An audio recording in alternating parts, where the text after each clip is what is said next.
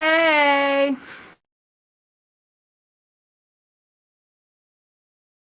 like to take my hair down one day and not have it make me look like I'm some 80s businesswoman. How much volume? Um, Happy Extreme Rules, or I guess that's what we'll call it. Yeah, Extreme Rules match. Happy Extreme Rules match. Happy generic pay-per-view. Um, Happy safe pay-per-view. Yeah, whatever you want to call it. A snoozer, man. I wouldn't like it was a great pay-per-view if it wasn't called Extreme Rules. If they So the finish to the Finn Balor fight was It was bullshit. goofy. It was such a bullshit way to protect Finn.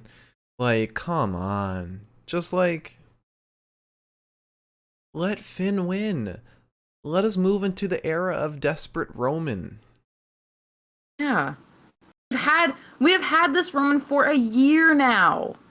Yeah. I hate to say it, I really do. Bloodline Roman has been fantastic. They need to put us into the next step in his story. And his next step I is to drop the title. Yeah, that's a natural progression. And I think that you had so many opportunities where it would have made sense, and he still hasn't. And it's like, Jesus fuck, man. Finn literally rose from the dead to injure his leg when a turnbuckle broke. Come on. Come the Bullshit. fuck on. Such bullshit. Um but otherwise it was a pretty fun pay-per-view. Every match was solid as hell. Even the kickoff was pretty good. Kickoff was D's. Kickoff was D's. There were just two bullshit finishes that got in the way of this being a great pay-per-view.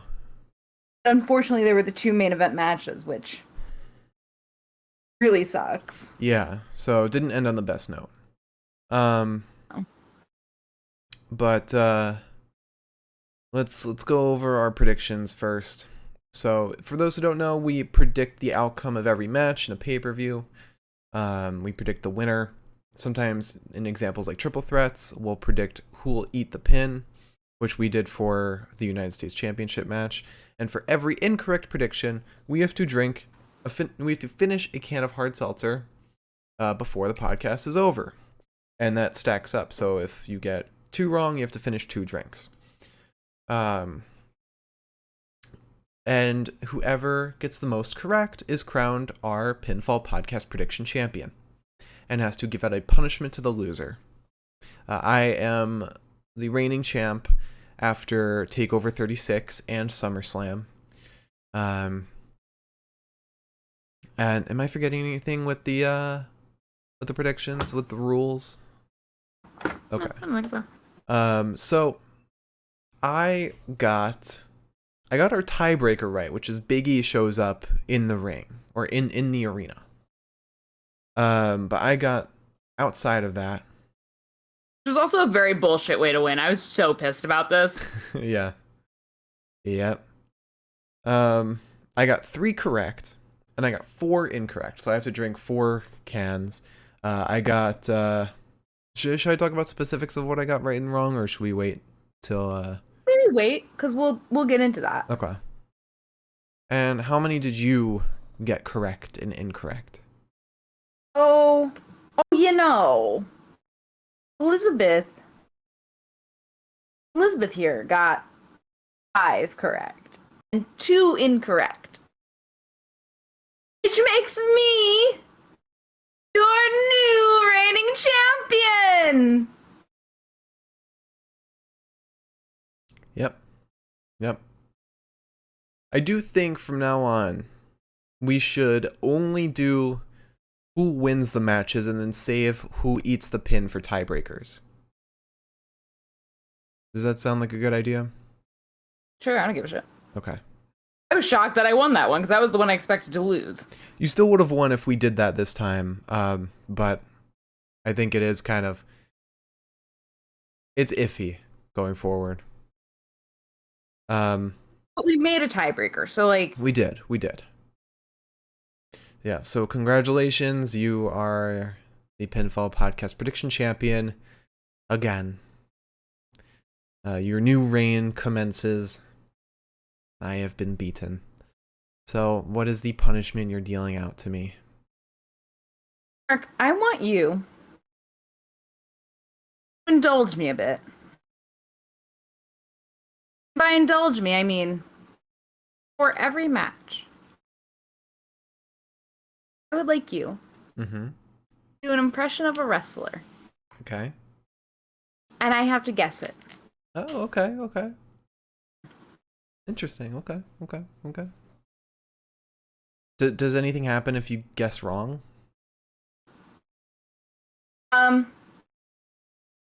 Maybe I'll have you get another can of seltzer and you can take a sip out. No, you can take a sip out of every time I get it wrong. Okay. Luckily, I'll have like 3 guesses. I have an open one here that's not part of my 4. So use that as your extra. Yeah, no, I'm not gonna make you drink a can of seltzer every time I get it. Please. We'll never see the end of this podcast. All right. So congratulations. So before every match? Okay.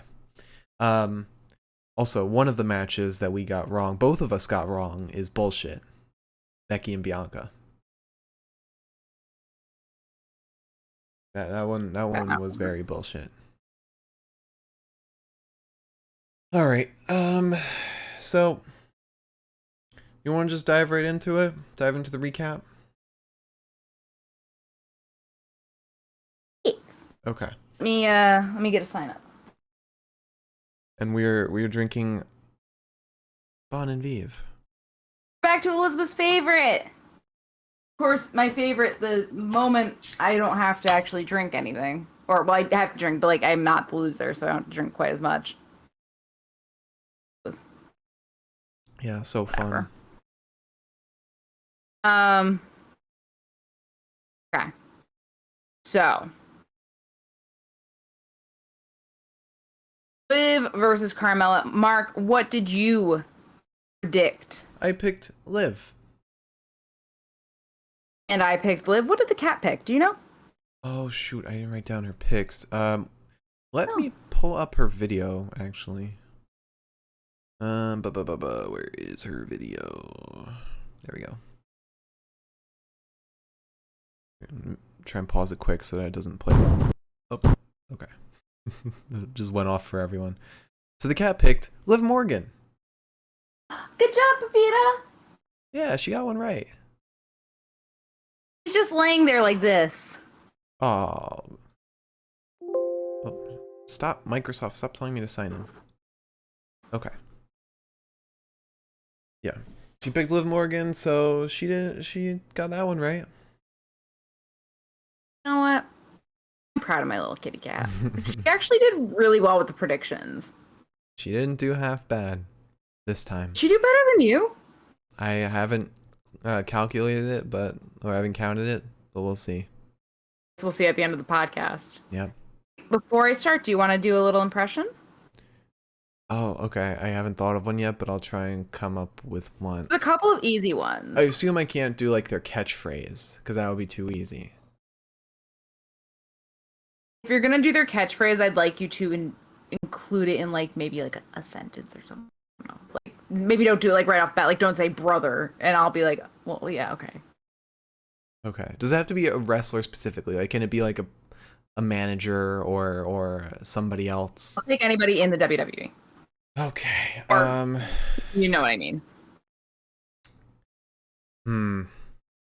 I oh god. I wish I had time to think about this. This is suddenly getting to be. Do you know any wrestlers? Any wrestlers or any manager? And it has to be WWE? No, you can do AEW if you want. What I meant more so was like anybody that is in wrestling, like a somewhat major promotion. Okay. I don't know if I'll be able to guess anybody on Impact, but you can give it a shot. Oh god. Just 1% could guess on Impact. This is tough. This is God, I wish I had thought about this. I wish I had. I was gonna make you in honor of Finn. I was gonna make you read another Finn Balor fanfic, but I just said Finn Balor. But I just can vet one in time. Okay. I'm gonna do one. You might not get it. I'm gonna do a variation on their phrase. Like I'm not gonna do it word for word, just so it won't give anything away. Okay. All right. Let me just take a nice swig. You're watching the best in the world, baby. It's story time. Okay, that's clearly Adam Cole. I probably shouldn't have done baby.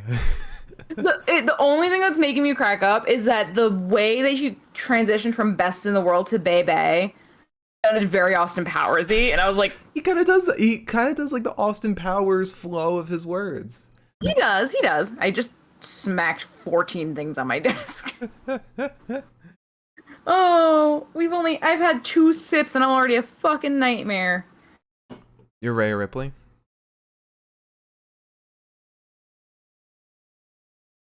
Jeez. Crime that we didn't see her tonight. Alright, so I need to itch my cheek so badly right now.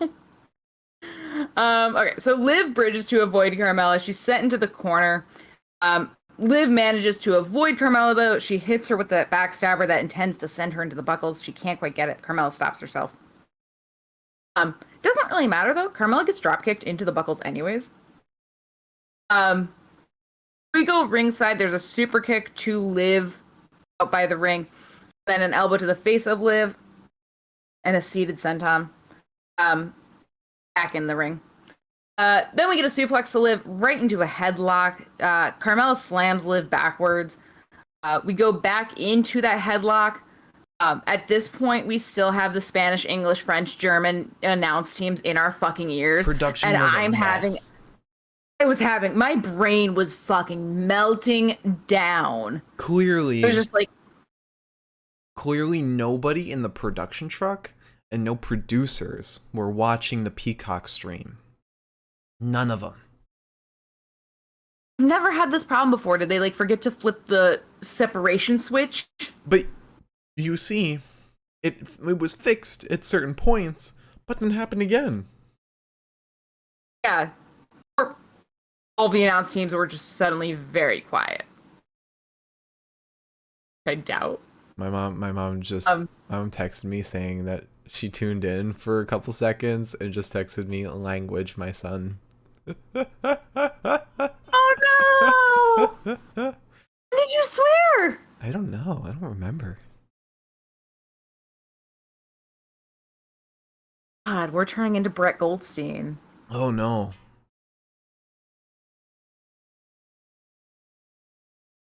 Anyways. So Carmella starts stomping Liv.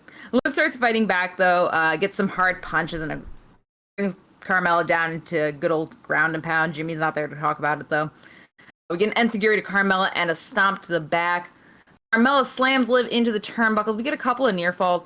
Carmella dodges Liv, sending her into the ropes as she attempts a dropkick. Carmella then drags Liv back by her hair. Super kick. Liv is still alive somehow. There's a boot to the face of Liv. Carmella then gets that triangle hold over the ropes for nearly the full 5. Instead, she breaks free, starts clubbing Liv on the apron. She attempts to super kick Liv, but gets caught. It's still ringside here. Liv manages to pull off that backstabber right into the announce desk. We get back in the ring. Liv hits Carmella with a springboard DDT, I suppose. And that's what gets Liv the win. Bang, bang. Yes, sir. Yes, sir. And it was a pretty decent match. I mean, it would have been a lot better if Liv hadn't lost to Carmella on Friday. That definitely didn't do anything for this match. I don't know, what was their plan with that? Did anybody think any less of Liv after she lost that? Like, what was the point? Was it to build tension between them because Carmella distracted her? Well, the thing I think is always like it's A, to build the tension, and B, because then what we get is like, oh, I don't know, Liv just looked really weak in that match against Zelina because she let Zelina pin her. Mm-hmm. Now, who knows what's gonna happen at the match, you know? Yeah. Goofy shit. So then let's see. I scrolled up in my notes a little bit, so I have to return to where we were. Okay, so then we had in the pre-show the Bobby attacking the New Day, and I think were Omas and AJ a part of that too? I think they were. That's why they were in that tag match. Right. So then we start the show, and we start off with a match that wasn't announced until the night of, which was the New Day versus Bobby and Omas and AJ Styles. Now, Liz, you answer this for me. Why wasn't this announced beforehand? They didn't think to do it until the last possible second. They were like, wait, we don't have our WWE champion on the review. That's the thing. He is your WWE champion. He, for all intents and purposes, represents your company. I know Roman is kind of the face of the company, but Big E has the WWE champion, your biggest championship in kayfabe. Why was he not on the card? To begin with. I understand there was the cash in and everything 2 weeks ago. Why wasn't he on? Why wasn't he on the card?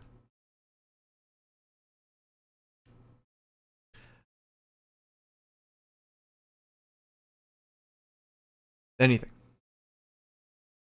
I got nothing for you. Interesting. So maybe it was because USA really wanted that title match to be on Raw. In which case, the infighting between the networks is going to be what causes the downfall of WWE. 100%. That's one argument for the brand split not existing. But it's just so stupid. You throw Bobby versus Big E on the card, that elevates it so much.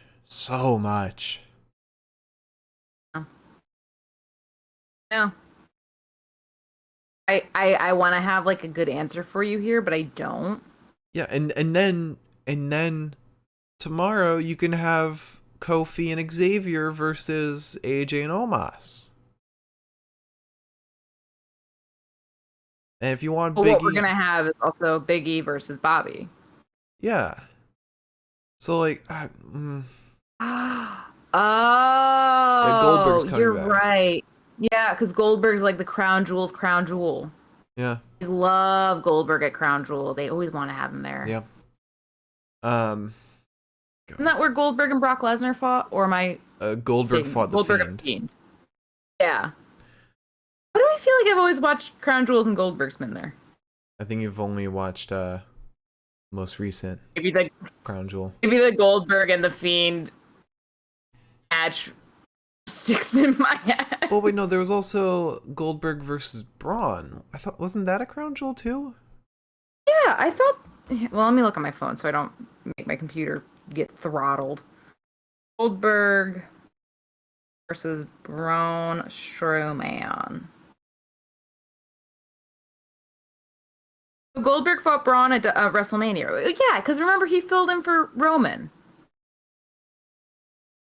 Right.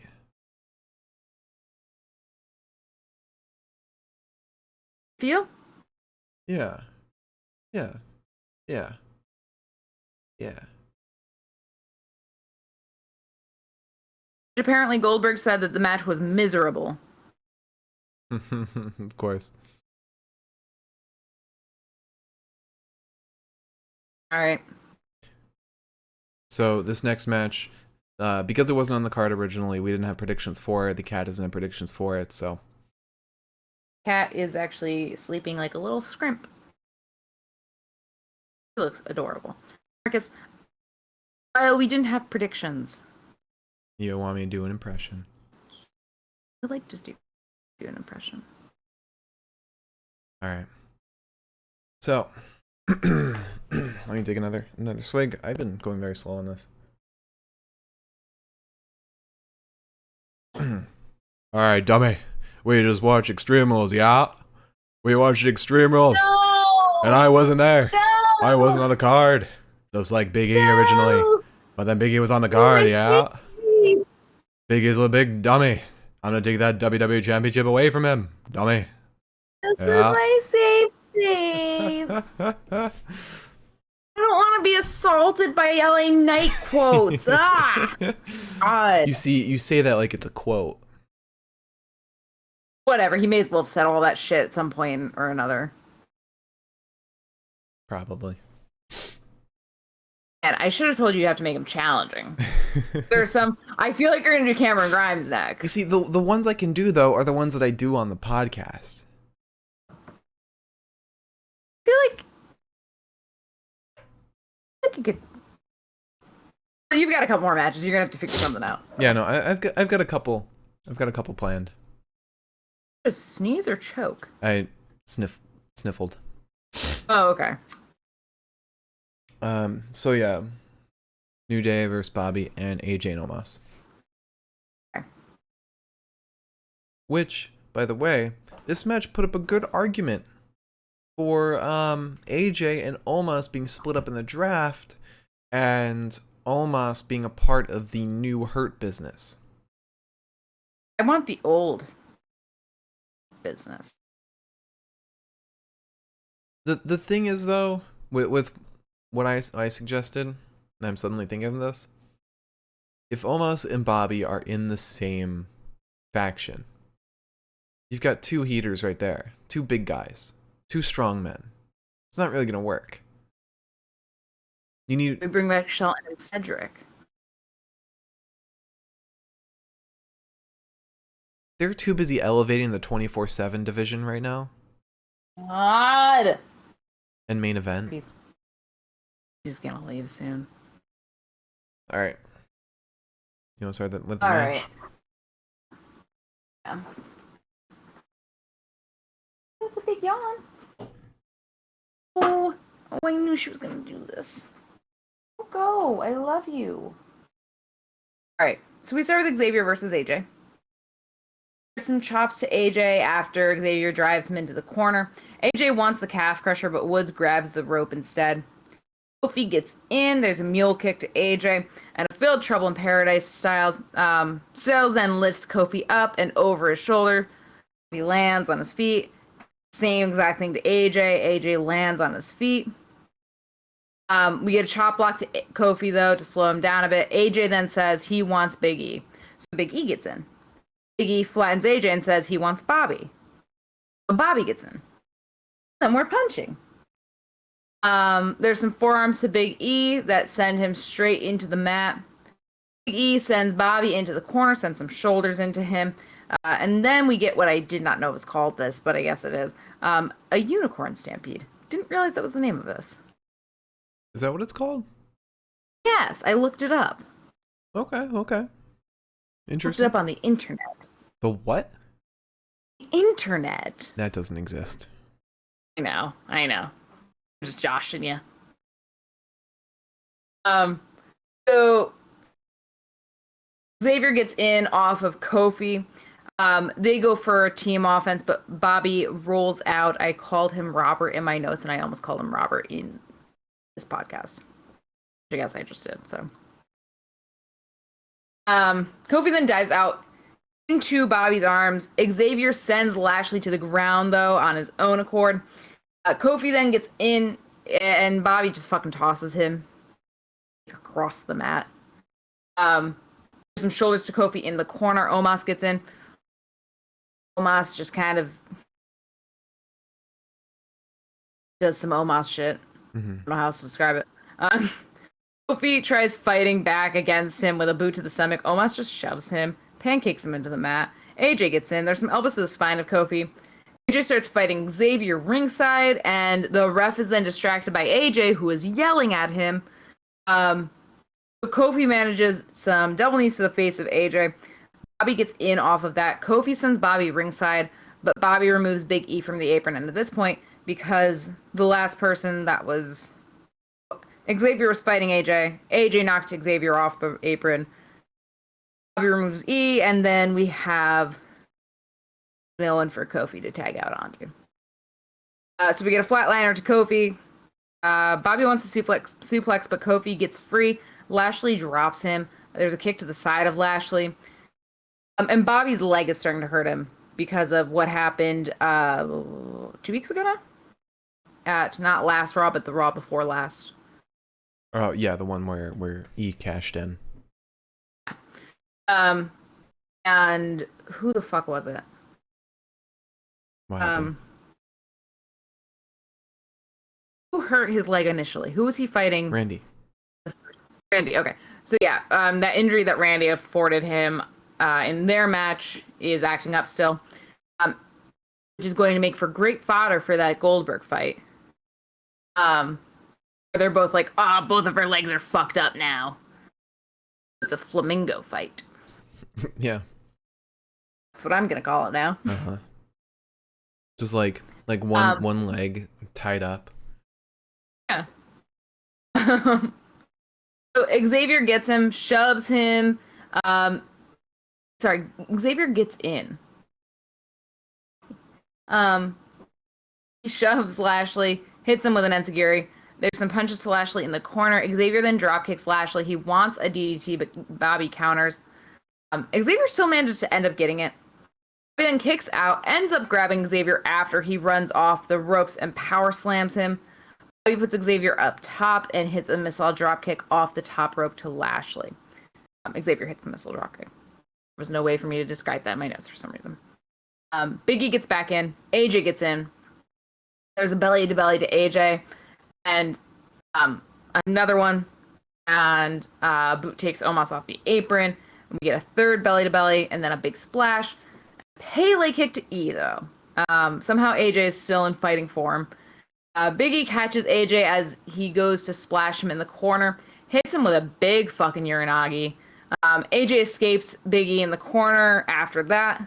Not only was it a big Uranagi, but it was a Uranagi countering a splash into the corner. So he caught him and then Uranagi. Yeah. That was awesome.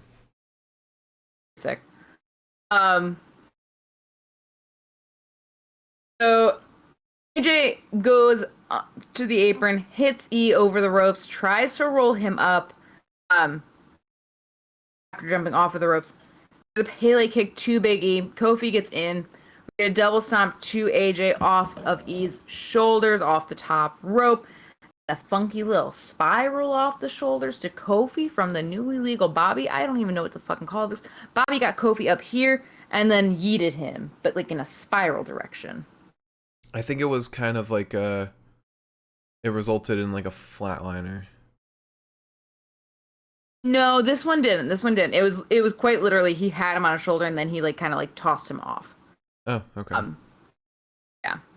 I don't know. Bobby then wants the spear, but Kofi jumps up and over that spear and sends Bobby to ringside. That knee is now super funked up.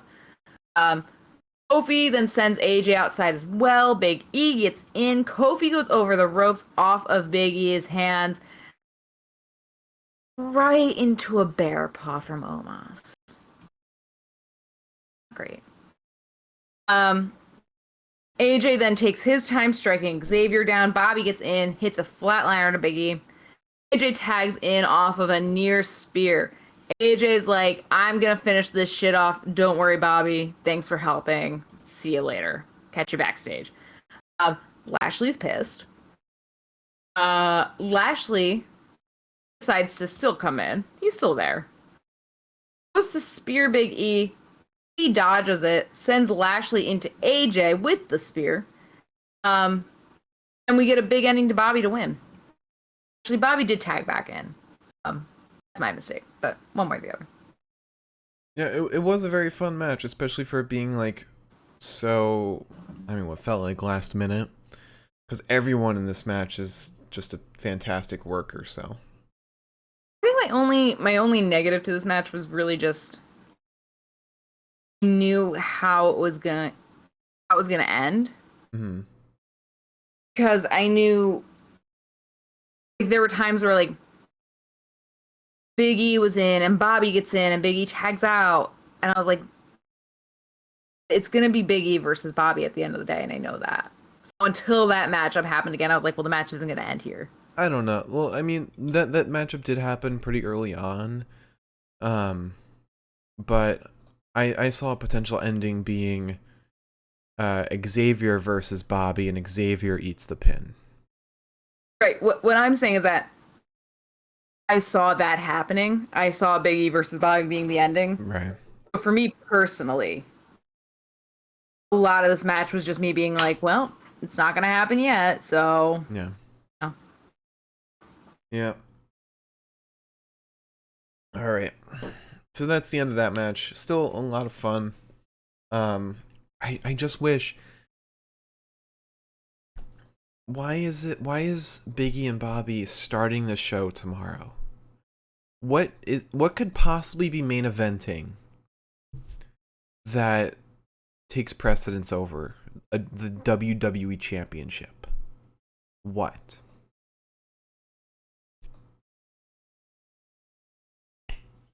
Like, if Goldberg comes back, have him come in the main event, and then you bring him back the next week for the "why did you do this" interview. Also, Goldberg is not carrying a fucking show. Yeah. So Yeah. unless we get Bobby versus Goldberg in some capacity by the end of the night. If there's one thing Raw loves to do, it's pull double time. I don't know. With how they've been selling his injury on his leg, I don't think he'd be pulling double duty like that. But they got to starting the show with a really good match, but low stakes. Really, really good. It doesn't even have to be low stakes. A really good match that's not for a title. And then you end the show with whatever title match you have, or another really good match. Your main event, guys. You don't start with your main event, guys. It's not the main event. Hate to break it to you, WWE.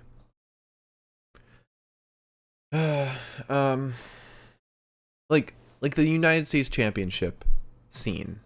Like have a number one contenders match in the beginning, and then end with your WWE title or women's title scene.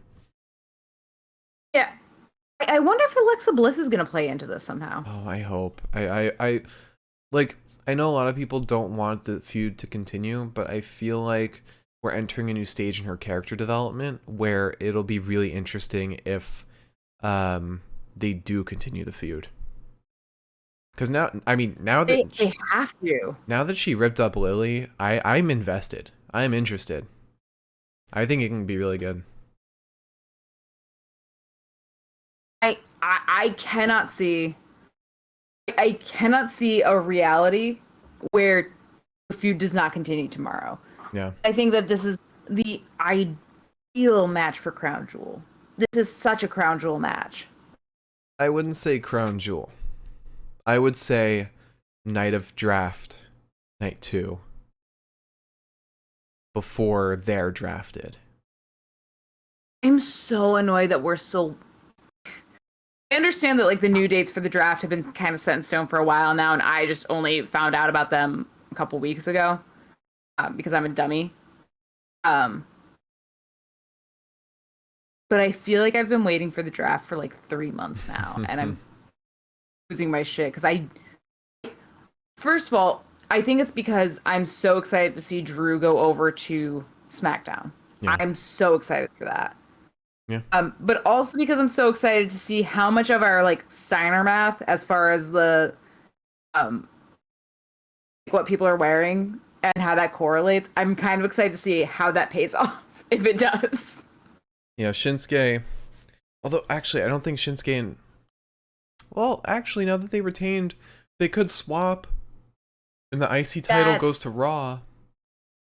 US title. And what I'm thinking. Yeah. Somebody's gonna have to drop it soon because it's a face and a heel, or it's a face and a face. Or Shinsuke goes heel. Or Seth goes for the United States title to get it off of Damien so he can go for the Universal. Yeah, we've got 2 months, so. Yeah. All right. Put my feet down because the cat is right under the chair. Mm. Knees are killing me. Oh, man. Yeah, you are. Call me Grandpa Joe. So, after that match, let's see, what do we have after that? Oh, we then started the next match, Street Profits versus the Usos for the SmackDown Tag Team Championships. And Liz, who'd you pick? I picked the Usos. I picked the Usos too, but the way the Street Profits were acting before the match, they put up a very compelling argument why they should win. Just because they were so serious, they were focused. I mean, they were amazing. These guys need to fucking just be the center of everything. Especially now that they're getting more serious. Like, you know what sucks? I don't think that they're long for this world. I really don't. You know, they're kind of going into a tweener space, and WWE doesn't do that. Yeah. You know, I hate to do this, but if you put the Street Profits in AEW, they will be the #1 guys for the longest time. Like, they will be pushed to the moon immediately because the Street Profits have it all. They literally have everything. I mean, in all fairness, they did have the tag team titles for, was it 310 days or so? Almost a year. Yeah. My thing really at the end of the day is just, I feel like you're not allowed to have good, serious guys. A lot of times, I mean, we got Finn, but I don't know. Finn's been kind of, not Finn himself, but Finn's booking has been kind of flaky. Yeah. Which makes me stressed out. And there's just been so much talk, more than any other tag team, of how much Montez would be so good as a singles guy, and how maybe the Street Profits are getting split up during the brand split. I'm just having like PTSD of Woods standing against the ropes and saying, "What about E?" from last year. That is the only thing playing in my mind, and I'm just like, yeah, oh, yeah. I mean, that was so fucked up. It was messed up. Had just won, and you just have me sitting there like, yay, and then you've got Woods half crying like, what about E? And I said, yeah, it worries me if they do split them up, because if, like, say Tez goes to SmackDown and then Docs goes to Raw, what do you do with Dawkins? Like, I worry for him, because they would just put him in the 24/7 chase. You know for a fact they would. That would suck. He's like one of the longest reigning tag champions.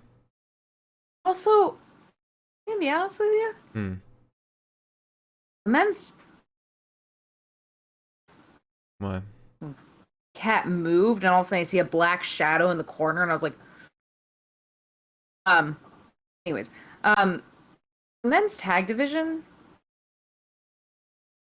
at least on SmackDown right now, like, considering that, considering who the fuck is the SmackDown champions? Oh, Riddle and Riddle and Randy. You said SmackDown. I meant wrong. But SmackDown tag scene? Mm-hmm. Not the Street Profits? It's looking very bare. Although the New Day might go to SmackDown. Oh, wait. New Day are on SmackDown. Oh, no, sorry. Jesus Christ, I don't know what the fuck I'm talking about tonight. I wonder if they'll switch Roman and E. The Bloodline and New Day. I wonder if they'll switch. I don't think they will. I think New Day is staying on Raw. I only say that because Big E literally just said Raw is my home now, or something like that. Something to that effect. Also, you know what's funny? You know who the number one contenders for the tag title are in SmackDown? Big E and Finn Balor. After they won their number one contender match the week we didn't watch it. That was a number one contenders match? I believe so. I mean, let me check back with Cage Match. And you're smoking something funny. Gotta be. I'm not gonna look at chat because I feel like someone's gonna correct me, but I'm gonna look it up myself so I can correct myself. I'm gonna look at chat. Won't say anything though. News board. I want fucking shows. I want articles. Give me fucking the show SmackDown. Fucking the show SmackDown. Yeah. Let's see. Events.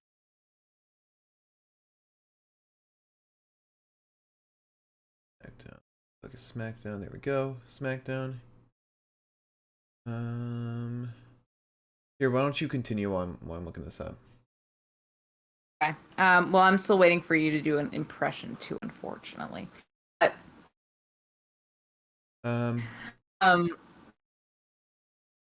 what was the week that we didn't see it? Was it the 17th? I think it was the 17th. Yeah, that was a number one contenders match. It's on Cage Match as a number one contenders match. So Finn, Balor, and Big E are the number one contenders for the tag title.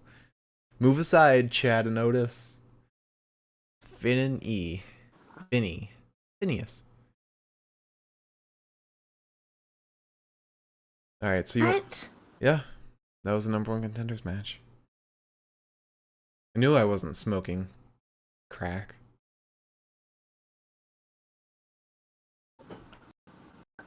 Alright, so you want me to do an impression? Before... But do you want to... Oh wait, no. Not yet. Can't do an impression yet. Because we have a little promo. Bobby gives a little promo saying, Biggie, you're a coward. You cashed in and won and beat me tonight. That makes you chicken shit. Him beating you tonight makes you chicken shit? Like... I was confused by that one. You also had tag partners, buddy. Yeah. It's like a 3-on-1. Like, he should be mad at AJ for screwing up the match for him. He could have won that. Defend the title against me tomorrow. I want my title back. I don't want Bobby to ever leave the main event scene. He is so damn good. He's carrying Raw on his goddamn shoulders, and we all know it. Yeah. So then we have Alexa Bliss versus Charlotte Flair. Liz, who did you pick for this match? I picked... We didn't go through the Usos versus the Street Profits yet. Oh. Yeah, we just talked about the Street Profits. Why did we talk about that for so long? Holy shit, why? Oh my god. Not giving you enough attention. Got smacked. Let me talk about... Let me do my impression. I'm gonna try and say whatever.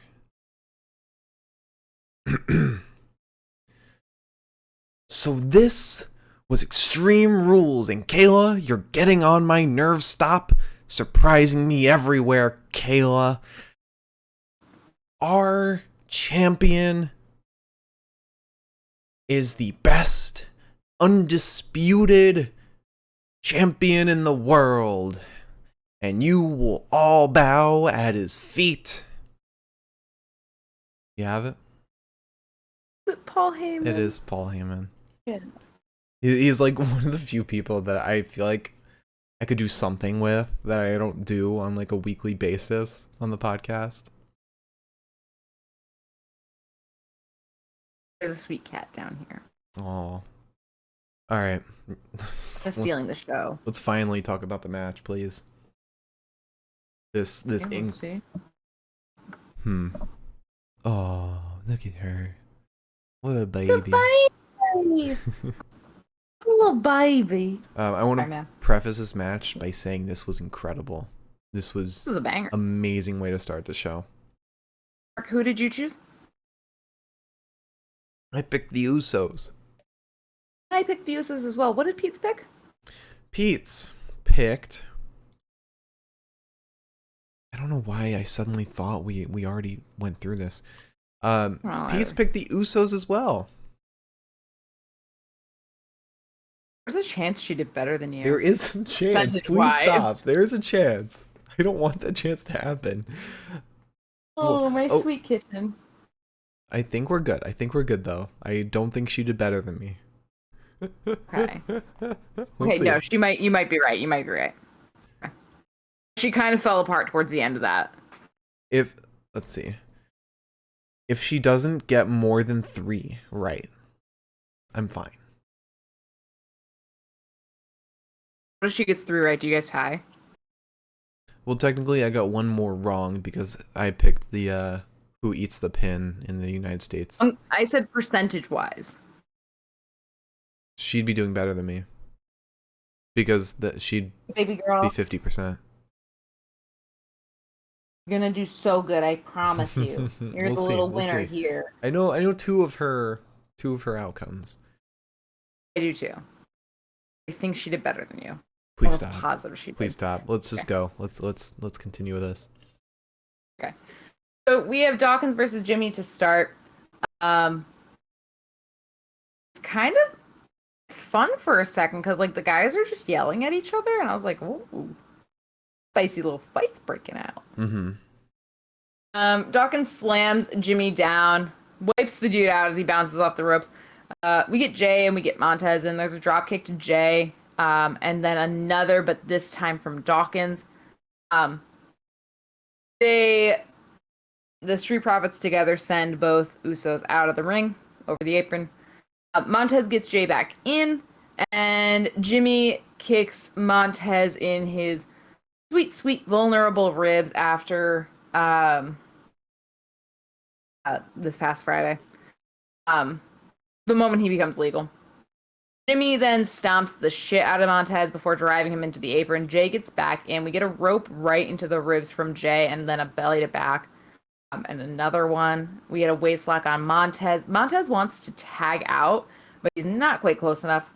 He gets elbowed in the face, is nearly belly to back suplexed again. But he lands on his feet. Ford then sends Jay face first into the post. We get Dawkins in. Jimmy also comes in. We get some clotheslines to Jimmy and then Jay. A corkscrew flying elbow to Jimmy and a facebuster to Jay, and then a splash in the corner for each twin. Dawkins, however, gets knocked off the apron. This could be a very stupid fucking question, and my mind is blanking. I'm actually going to look it up first before I even ask you. Okay. You could just ask me and it'll be over quickly. Probably. I don't want to be stupid. Okay. I'm not stupid. For a second, I forgot that they were twins. The Usos? I didn't forget that they were twins. I refer to them as twins multiple times in my notes. For some reason, when I'm too confident in a fact, I assume I'm wrong. If that makes sense. Wait, the Usos you're talking about? Yeah. Mm. Like, I refer to them as twins a couple times in my notes specifically. You thought they were like the Young Bucks? Yeah, where I kind of assumed that the Young Bucks were also twins. Even though the Usos look exactly alike. So. Yeah, I mean, the Young Bucks pretty much look exactly alike. Matt got the better genes. I'm going to be honest with you on that one. You did. I agree. But twins No can offense, also Nick. look different. Twins can look different. I feel like that's like, that doesn't count. Sorry. What do you mean that doesn't count? It's still twins. You're not a twin. I've decided. Champion here. Mm-hmm. Dawkins gets knocked off the apron by Jimmy. What?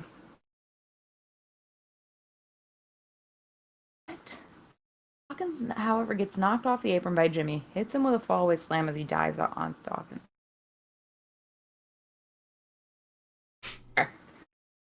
So Dawkins hits Jimmy with a fallaway slam. They go ringside. Wait, fallaway slam. Do you mean a Samoan drop? Fallaway slam. What's a fallaway slam?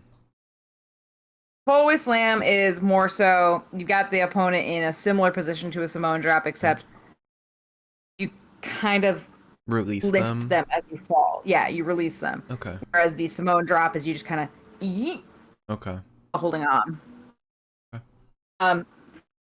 It really hurts. Sends Jay into a barricade. We get Jimmy up top, and we get a superplex to Jimmy from Dawkins. Dawkins rolls through, hits Jimmy with a twisting neck breaker. Montez gets in off of this. Dawkins then lifts Jimmy onto his shoulders. Montez goes off the top rope with a blockbuster. Dawkins gets in off of that. He wants the anointment, can't quite get it. Jay becomes legal, and the twins double team, slamming Dawkins into the mat. Montez tags in, but Jay doesn't realize it. Honestly, I don't know if the audience at the arena itself would have realized it. I think we could because it was mic'd up enough that we could hear the slap, but it was so hidden. Even for a second, I was like, maybe I didn't see that. Maybe I'm just assuming. But so Jay doesn't realize it. We get an anointment to Jay and a frog splash right into Jay's knees. God, the anointment's such a cool name for a move. It really is. People, I think the cool thing is that people are starting to kind of starting to consider Montez's frog splash one of the greatest frog splashes. I mean, I think that's a very fair assessment. It's just, I think it's really cool that we get to see that. Yeah. So we then see Montez frustratedly try to roll up Jay. There's then a super kick and an enziguri to Jay. From Montez, Dawkins gets in. He gets Jay back up on his shoulders, but Tez is just way too slow, fucking lingering on those ribs, if you will. Jay ends up slipping free, gets Jimmy in. There's a frog splash onto Dawkins. Dawkins ends up kicking out. The Usos drag Dawkins from the ring. Montez gets back in, but he's alone at this point. He dives off the top buckle onto both Jimmy and Jay. We get back in the ring. We hit the from the heavens. Nearly Montez gets the pin. Jimmy breaks the cover, though, in like the last fucking second. I believed so hard. I was kind of hoping that there'd be like a flub where the ref was like, well, I've got to commit to this. Mm-hmm. Just smacked it, and I was like, no. I feel bad that we're like kind of hoping that the bloodline loses all of their gold in one night. I mean, it's not unreasonable to want the faces to win. I mean, that's the whole point. Yeah, I guess it's fair. Also, does that make us smart? I don't know. It's something that's just I've been thinking about since we've been talking about the Street Profits, and I've been thinking about their title reign and how like kind of bad it was, considering how long they were just in limbo and facing Angel and Andrade. Mm-hmm. I feel like it should be a goal among the writers, and maybe this is just because WWE's been going on for like 40 plus years now. It should be a goal to make somebody's title reign the best title reign of all time. You know? Or at least make it like quality wise. Like if I was a writer for WWE, if somehow they suddenly wanted to hire a wrestling fan, it would be my goal to make whose ever title reign I'm writing. It would be my goal to make that the best title reign of all time, or at least the best of their career. Constantly trying to one up yourself, constantly making history. That's not the worst thing in the world. That's the problem. Like, for example, the Miz's title reign. When he was WWE champion, albeit it was very short before Bobby took the title, which is understandable. They should have, I don't know, they should have prolonged it. Bobby should have had the best title reign ever. Roman is on par to have the best title reign ever. For himself at least. For himself. Yeah, okay. I don't know. I just feel like everyone should strive. You know, like how Josh Alexander on Impact is trying to be the best Impact X Division champion ever, or was before he did Option C. That should be like everyone. Like, I want to be the best Universal Champion or best Tag Team Champion of all time.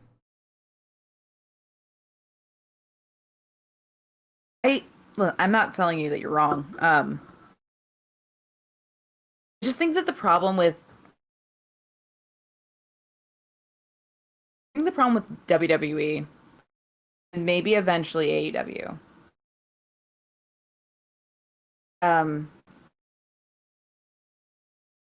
circumstance. That makes sense. I think the problem with WWE is that they want a person to lose a specific title to a specific person or on a specific day or doing a specific thing. Right. And that fucks it up because I'm sure that the WWE knows exactly when, where, and how Roman is losing that title. I'm sure they do. I don't know about that.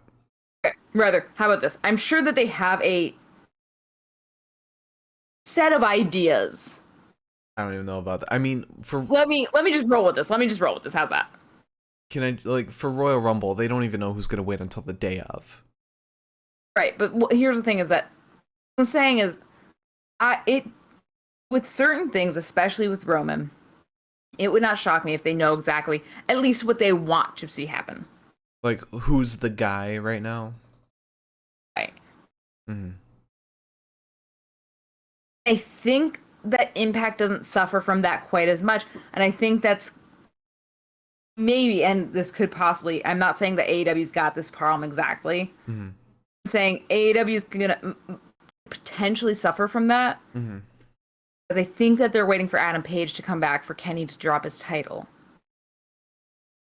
I mean, yeah. I think that might fuck them a little bit. But it's not like they're making Kenny's title any less valuable or any less historic.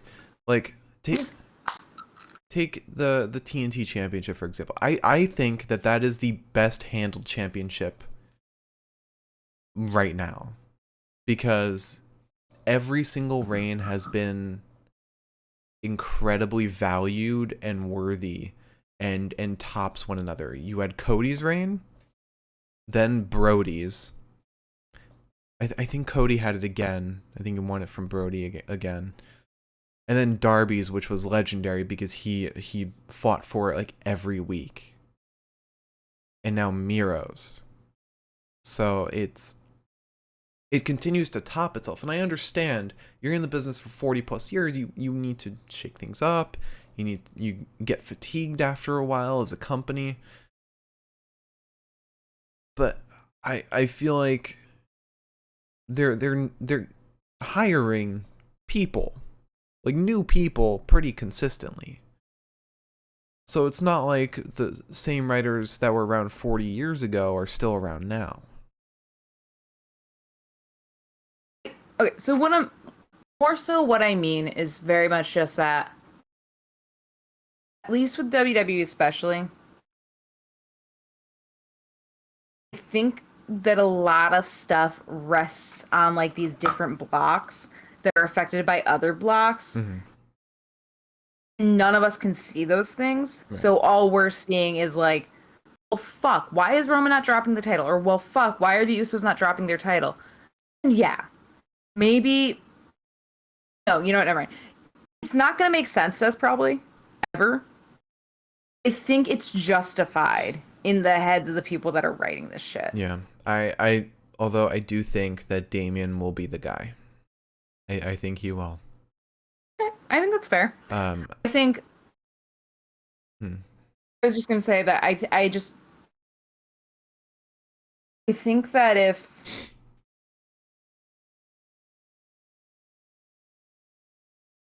it's just kind of a shame to me because it devalues so much so quickly. Yeah. When we could have had something exciting happen tonight, and nothing exciting happened. And there were several opportunities, and not just talking about the bloodline. There were several opportunities for something exciting to happen. Jeff Hardy should have won. Finn should have won. The way the crowd was going, Jeff Hardy definitely should have won that. Although Jeff Hardy should have. I might get some heat for this, and by heat I mean I do know people who like him, and I feel bad saying this. Mm-hmm. I don't know if Jeff Hardy has the stamina to defend a title. He had the Intercontinental Championship not too long ago. Not for very long, but that's kind of what I mean. He didn't defend it too much, I don't think, did he? Oh no, he did. He did it a couple times. Defended against AJ. Jeff in my eyes has just looked really tired lately, and I rightfully so. The dude has put his body through hell and back. I don't know though, because he seems very persistent still. Like he's like, this is all like regarding his chase in the 24/7 scene. He says it's all gonna pay off. Like this is gonna culminate to bigger things. Like he's still hungry, it seems like. Oh, okay. Yeah. Okay. Maybe. Maybe more so. My worry might be that I don't know if WWE believes that he's got the stamina. Right. We're straying very far. We still have to finish the match. We aren't even done with this fucking match. When we're an hour and 12 minutes into the podcast right now. This is what fucking happens. Oh. You know what? We haven't had a podcast like this in a while. We haven't. We've had opinions. Right. Maybe just we complaints. Care again. Huh?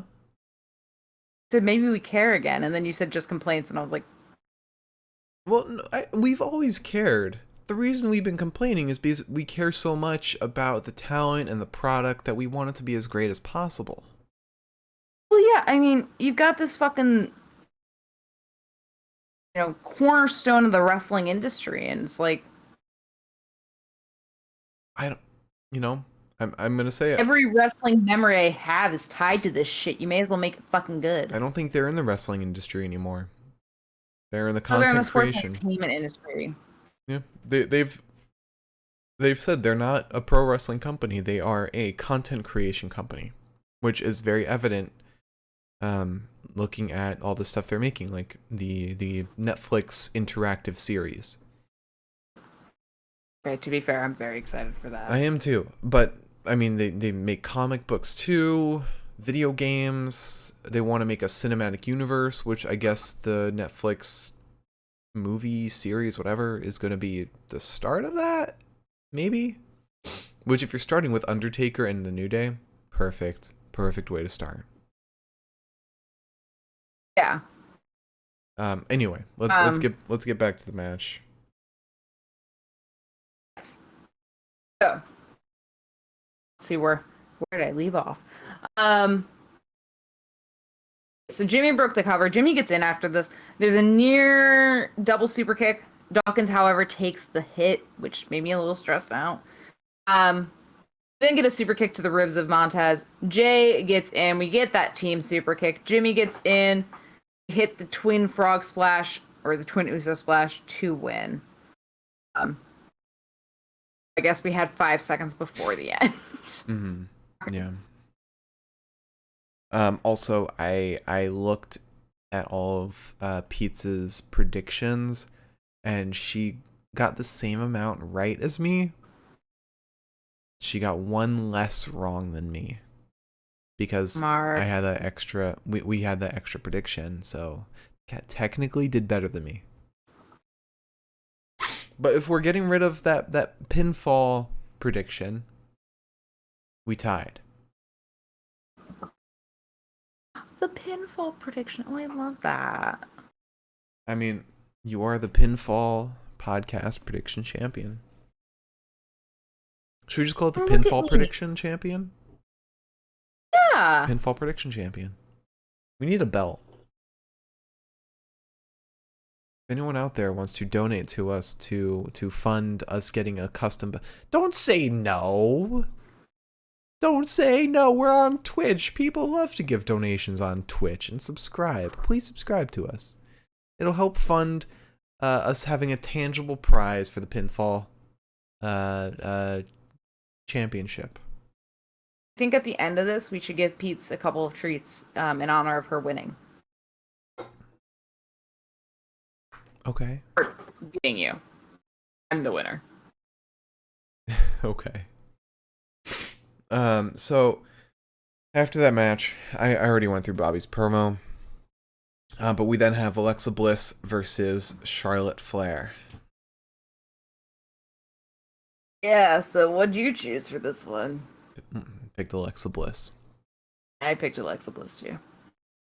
But I mean, I'm not so sad about losing this because I'm suddenly like all about Alexa Bliss now because this new shift is pretty cool. If it's gonna go the places we want. Yeah, I'm not down to clowns still. Really? No. I mean, she's never gonna win me over. She's creepy, and by creepy I mean she makes my skin crawl. However, as I told you when we were watching it, I think because the little kid stuff is still like icky. I think very icky. Alexa Bliss, like herself, is trying to shift the character away from being that, and that's very evident in her last promo with Charlotte in the Go Home show. But creative really wants to keep that with like the playground, the dolls, but Bliss in her mannerisms and how she talks, she's not really maintaining that child persona anymore. It's like if you compare how she is now to how she started out, there is a huge difference. And I like that she's trying to take as much control over this product as possible. You need to relax. You get scared like every show now. Just one woman. Oh my god, that was a full body fucking terror. You know, like when you get like super scared and like parts of your arms, some parts of you go numb. Yeah. That's how I felt just now. I was like, "Fuck, the cat got big." I don't know what, that was my first thought too. I was like, "Shit, the cat."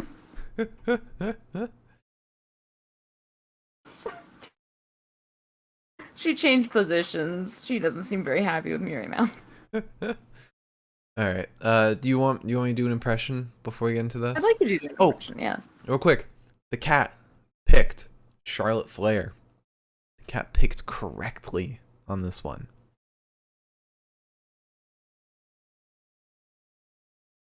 She did really well this time around. I had a feeling when she was doing her predictions, she's been thinking about them a little more recently. Yeah. Maybe that just makes us crazy cat parents, but she's definitely been thinking about them more. Or we're losing our shit, which also possible. So do you want me to do an impression? Please. All right. So I woke up this morning and like went to IHOP and like ordered a stack of pancakes, but like I was with my friend Charlie and he doesn't like pancakes, so I had to eat them by myself and I got really full. And he ordered he ordered bacon and waffles, which is like really good. It made me really want bacon and waffles. So at the time I didn't want pancakes anymore. I just wanted bacon and waffles. So that stack was just sitting there. You know who it is? I have to bring Matt Riddle into my home. He's so House of God. he's easily impressionable. Not the word you're looking for, but fair enough. Is that not the word? Impressionable? Impressionable means that like you can like a young child is impressionable. Like you'll make them believe whatever you need right, to. okay. I'm sure Riddle's also impressionable. Yeah, maybe. Anyways, so let's begin. Fucking shoulder hurts. I do want to say that So this match was a lot of fun. This was pretty good. It was slower than the tag team match before it, but it was still a really good match. This hit the rhythm correctly, I think, because the tag team match was so frenetic. Mm-hmm. I think we kind of needed some that started off a little slower. Yeah. If there's one thing this pay-per-view got right, it's the pacing. Yeah. So Bliss wants a DDT. She ends up sending Flair over the ropes and then cannonballs onto her off of the apron. I guess I'm gonna yawn. I'm gonna start this shit early, I guess. Flair ends up dodging Bliss. Bliss ends up jumping into the ropes and doing her creepy little thing that she does where she like, I don't know the word for it, just lurches in the ropes. Yeah. Spiders herself. Yeah. She then jumps onto Flair, but right into her arms. Flair dumps her onto the ground. We get a big old backbreaker to Bliss. A boot to the spine of Bliss. That boot to the spine is paired with some pulling of the arms backwards. Bliss gets out of it. Ends up hitting a jawbreaker onto Flair. We get a double underhook, and then Charlotte does some weird shit where she's like basically wearing Bliss like she's a fucking backpack. Yeah, this was really cool. I'm gonna call it like a backpack submission.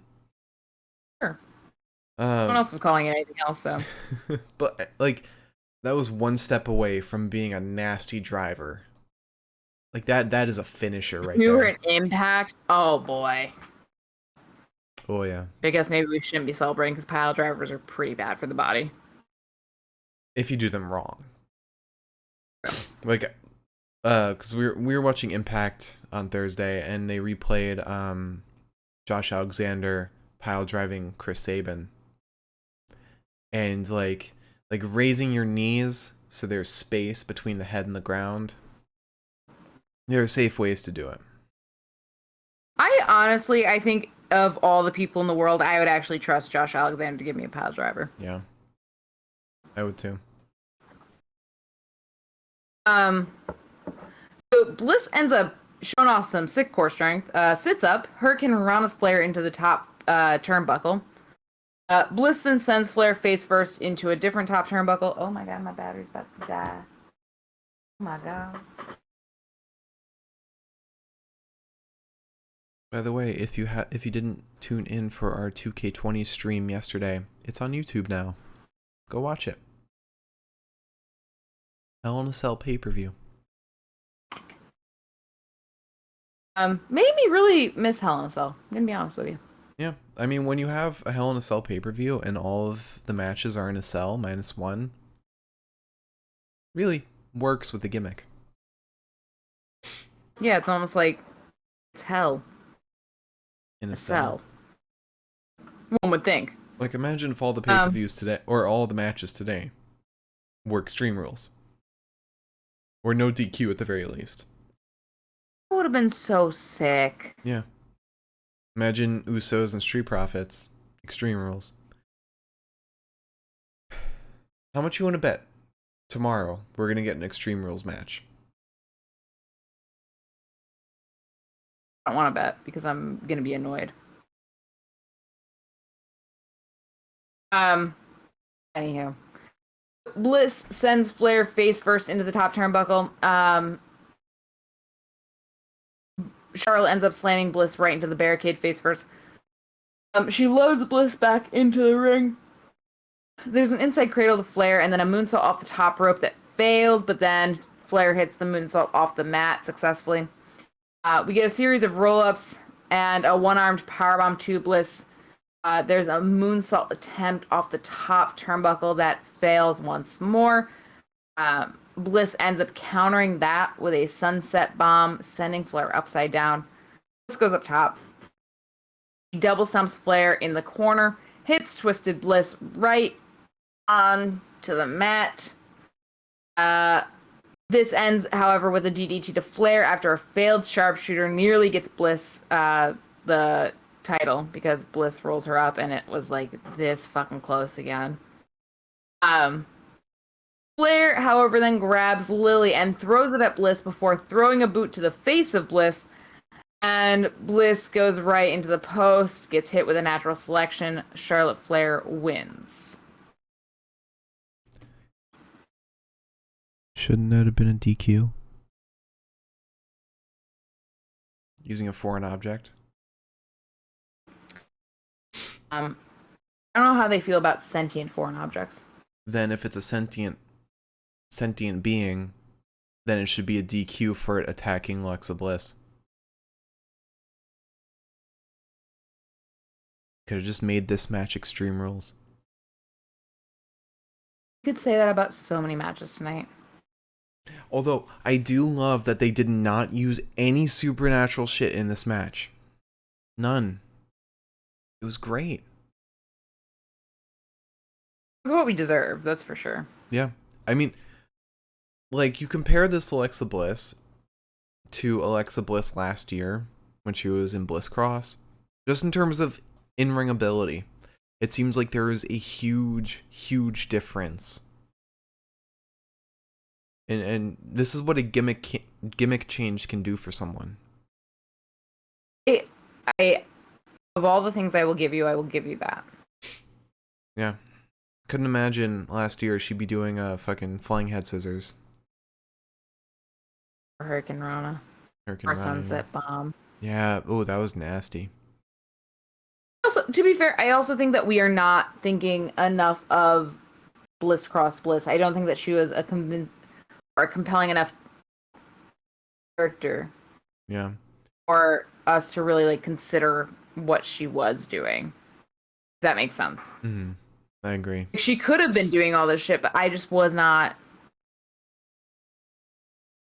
there for it, I guess. I think that just gives props to Alexa Bliss for committing to the character and really having the character drive the in-ring ability. Because if this is what she was capable of this whole time, and she's been holding back on it for the sake of her character, good. That's great. Also, I'm not lauding this character at all. No, I'm not either. I'm applauding Bliss, the performer. Also, Sean Rossap tweeted, God has made his return after being out of action since Backlash 2006 to cost Finn Balor the Universal Championship at Extreme Rules. Holy shit. Honestly, like, oh God, that finish will piss me off for all eternity.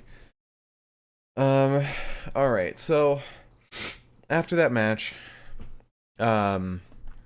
Bliss kind of, after Charlotte leaves, she's distraught by Lily being torn up. She gathers all the pieces. She is trying to put her back together. She can't really do it. She screams, gets out of the ring, goes up the ramp. She's foaming at the mouth a little bit. She opens her mouth to scream. Yeah, you can see a little tablet in her mouth that looks like it was supposed to cause full foaming of the mouth, but it didn't activate properly. Which Sure, because of all the screaming, her mouth was probably dry as fuck. maybe, yeah. But she's just holding the skin of Lily, and it's like, God, that's like actually pretty creepy. Maybe I she wasn't a fan of it. maybe she'll wear the skin of Lily like as part of her gear from now on. That'd be really weird. creepy.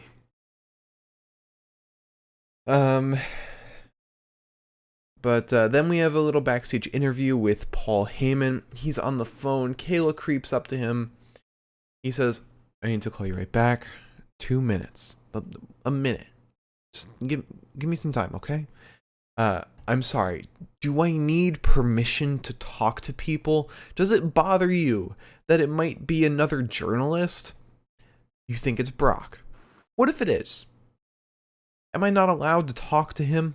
Shouldn't I cover all bases? Shouldn't I talk about Crown Jewel?" The Usos then walk in. They're happy with their win. Heyman says, "It's the bloodline," and exits. And then we go into our next match, Jeff Hardy versus Sheamus versus Damian Priest in a triple threat for the United States Championship, and this match was fantastic. This was a great example of a triple threat. Yeah, this was a pretty good match. Who'd you pick? You're supposed to start with I picked Damian Priest to win and Sheamus to eat the pin. I picked Damian Priest to win. I picked Jeff Hardy to take the pin. And the cat picked Sheamus to win. Interesting choice. Intelligent, but yeah. Right. So you want me to do an impression?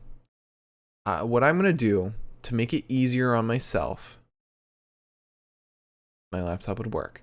I'm gonna go to a random page in my notes and find a quote from a promo and try and do an impression from that. And yeah, hopefully that'll make it easier for me. Okay. God,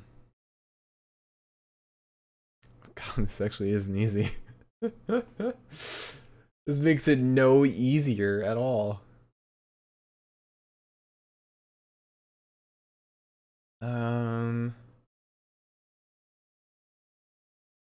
Okay.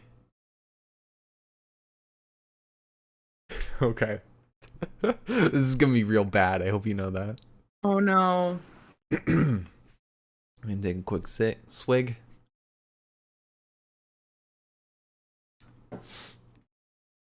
I'm not gonna pat myself on the back yet. Bigger things to worry about.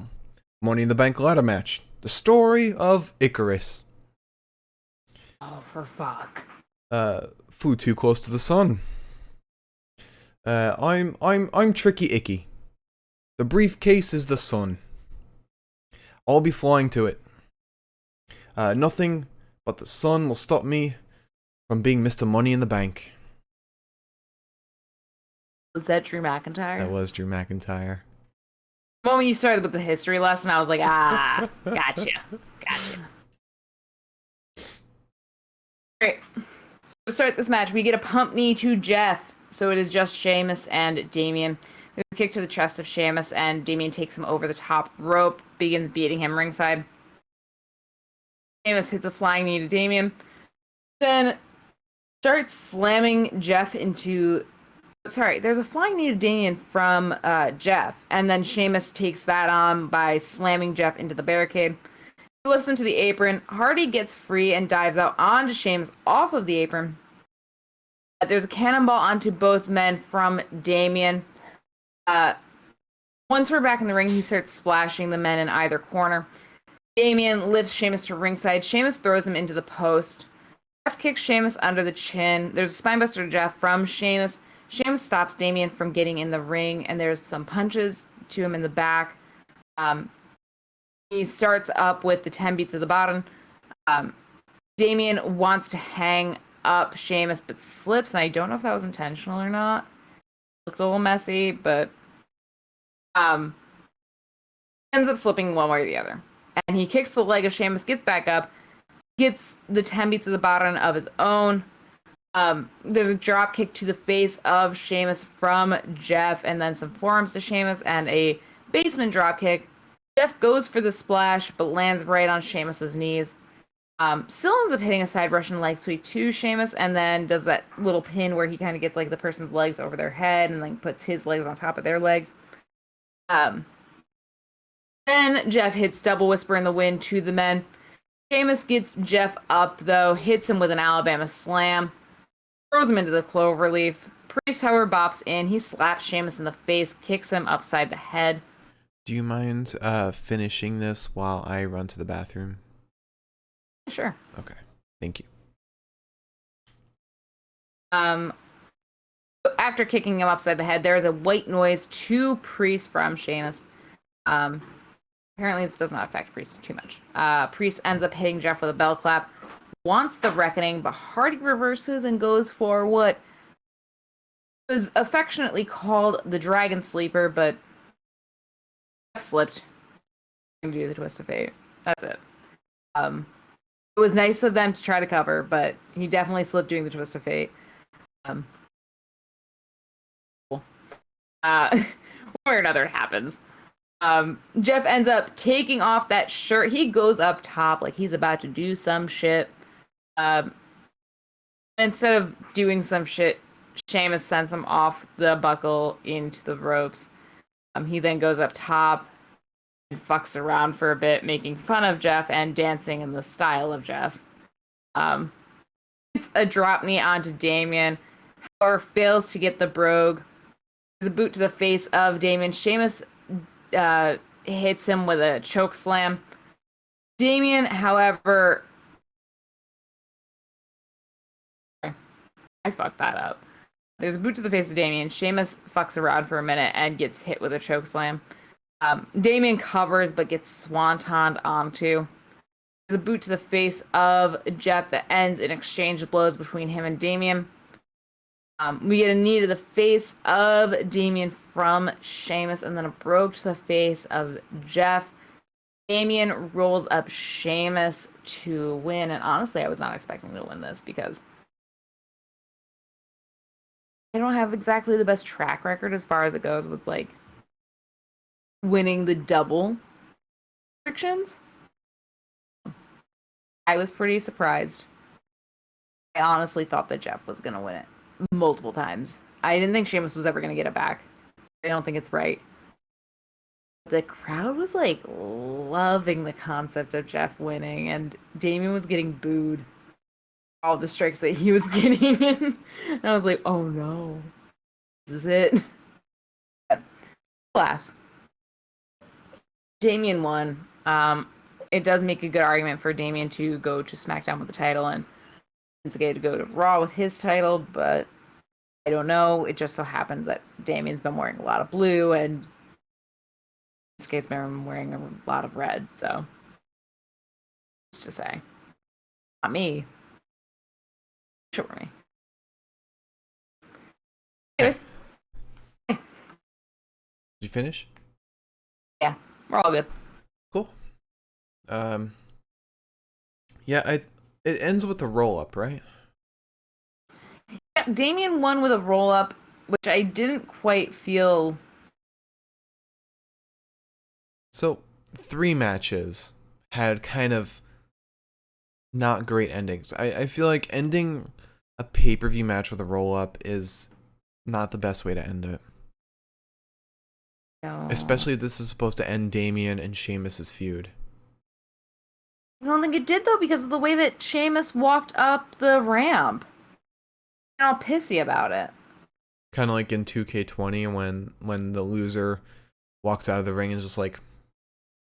Yeah. That's exactly what it was.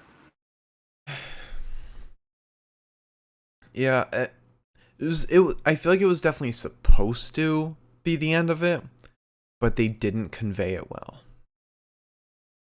Yeah, that's possible. Especially if Damian's gonna go to SmackDown. Yeah, it's a very WWE thing to not have conveyed it well. So Yeah.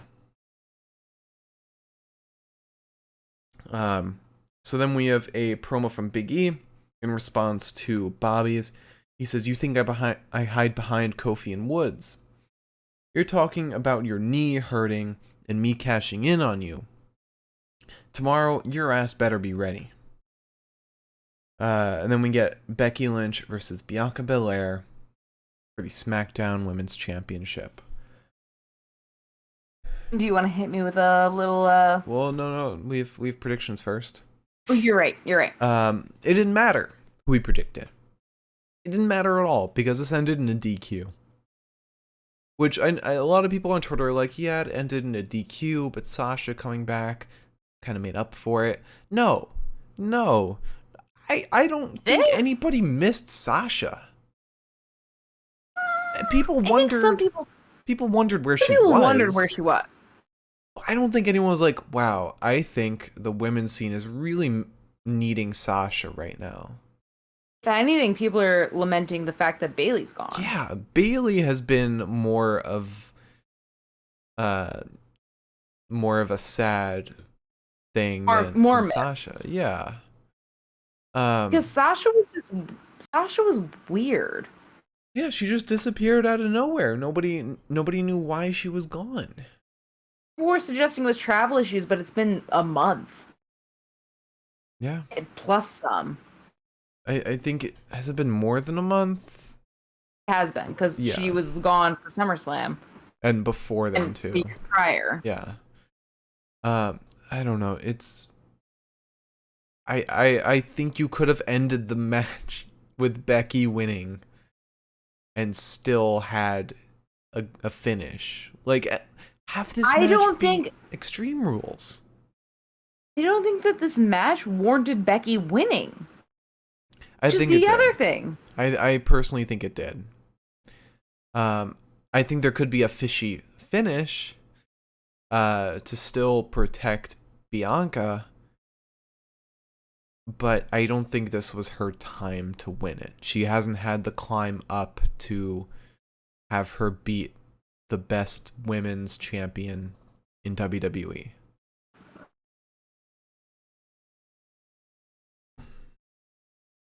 I don't know, man. Yeah. I mean, she shouldn't have lost that title in the first place, so. So you want me to do an impression? Eh? Let's see if I can find a good one.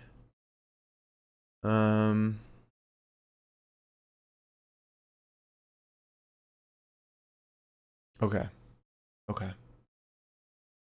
So I'm gonna do an impression of somebody, and we'll see if it's good enough for you to guess it.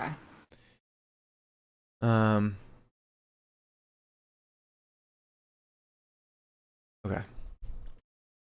I don't want to hurt you. This isn't my fault. Let's be honest. You're not ready. What I did to him was PG. Are you sure you want to do this? I tried to be diplomatic. Now we do it my way. Who was that? Roman? Yes, that was Roman. That was Roman talking to Ray. When Roman says, "I don't want to hurt you," I'm like, oh. I don't want to hurt you. He talks so condescendingly, like in every sentence. All right. The cat. Who did the cat pick? I think the cat picked Becky. Yes, the cat picked Becky, but it didn't matter. None of this mattered. Oh, didn't. I'm sorry. I'm just so annoyed with this finish. Like, if this match was Extreme Rules, you could have kept the finish. Like, you could have kept Sasha coming back, and it messes with the finish. Like, she helps Becky win by attacking Bianca. Becky gets the pin, and then Sasha attacks Becky after. Like, God, God. You essentially got the same thing by Sasha attacking Bianca, DQing the match, helping Becky retain. Becky didn't want to have the match in the first place. So, yes, she helped her.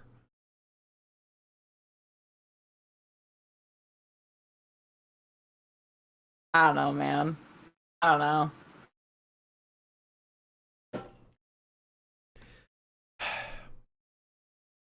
This ain't it. This ain't it, Chief.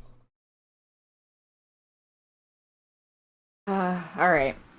We get a near manhandle slam. We get a near KOD. Becky ends up bopping out of the ring. Becky goes to kick Bianca, but Bianca grabs Becky's foot. Becky catches Bianca in a leapfrog position in the ring again. Nearly gets the disarmer in. Wants to whip Bianca into the corner, but fails. There's a splash onto Becky, and then... Sorry, I didn't mean to interrupt you mid-sentence. If you want to finish that sentence, and then I'll say what I need to say. You can go ahead. Can we talk about Becky's, like, gear and hair choice? The all-white gear was great. Yeah. But what was going on with the hair? I can't judge it. It reminded me of, like, 2019, 2018 Becky with, like... Really? Yeah, hang on. Let me try to pull up a picture. For some reason, it reminded me of a powdered wig. But like a red one. I totally get that. But hang on. I want to see if I can... I mean, there's so many pictures of her from, like, recent times.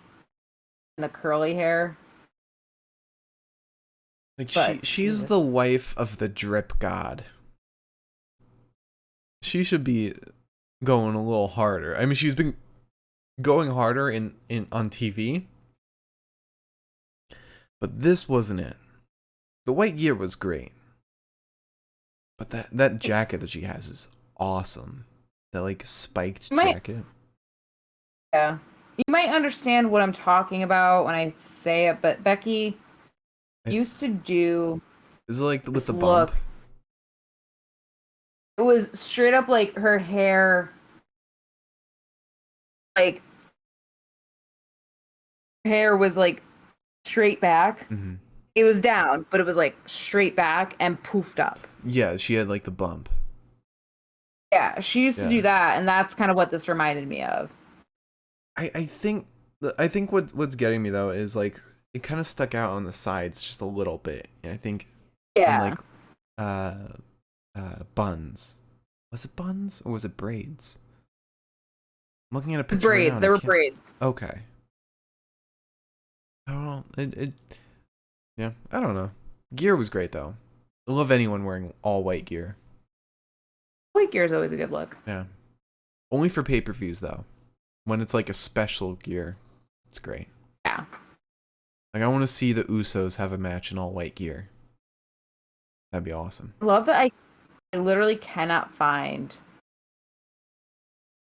a single picture of this. What I'm trying to describe. Look up 2018 Yeah, I know WrestleMania. that you got it. Becky Lynch WrestleMania 2018. Or 35? No. 34? What WrestleMania was this year? 37? Didn't look like that for that WrestleMania. No. Anyways. Neither here nor there. So Bianca then bonks Becky into the buckle, and then another one, and then nearly a third, but Becky stops herself. She kicks Bianca in the corner. Bianca gets whipped into a different corner. She jumps up to the second rope, moonsaults over Becky, drop kicks her, kips up, then bounces Becky off of the apron after she rolls out of the ring.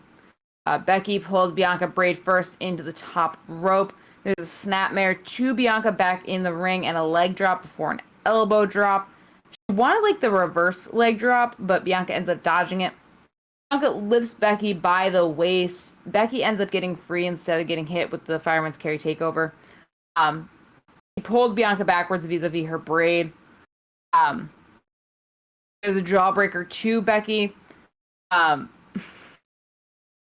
said a neck breaker, and I said, no, Pat, that's a jawbreaker. And Pat said, I'm sorry, that's a jawbreaker. And I was like, wow. My power. I've done it.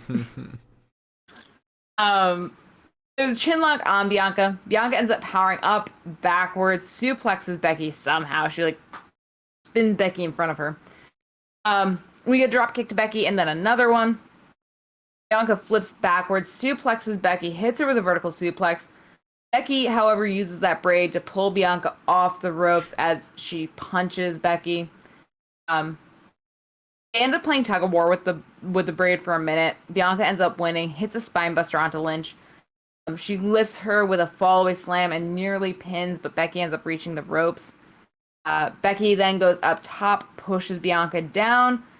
Bianca, however, lifts Lynch, but Lynch fights, gets down.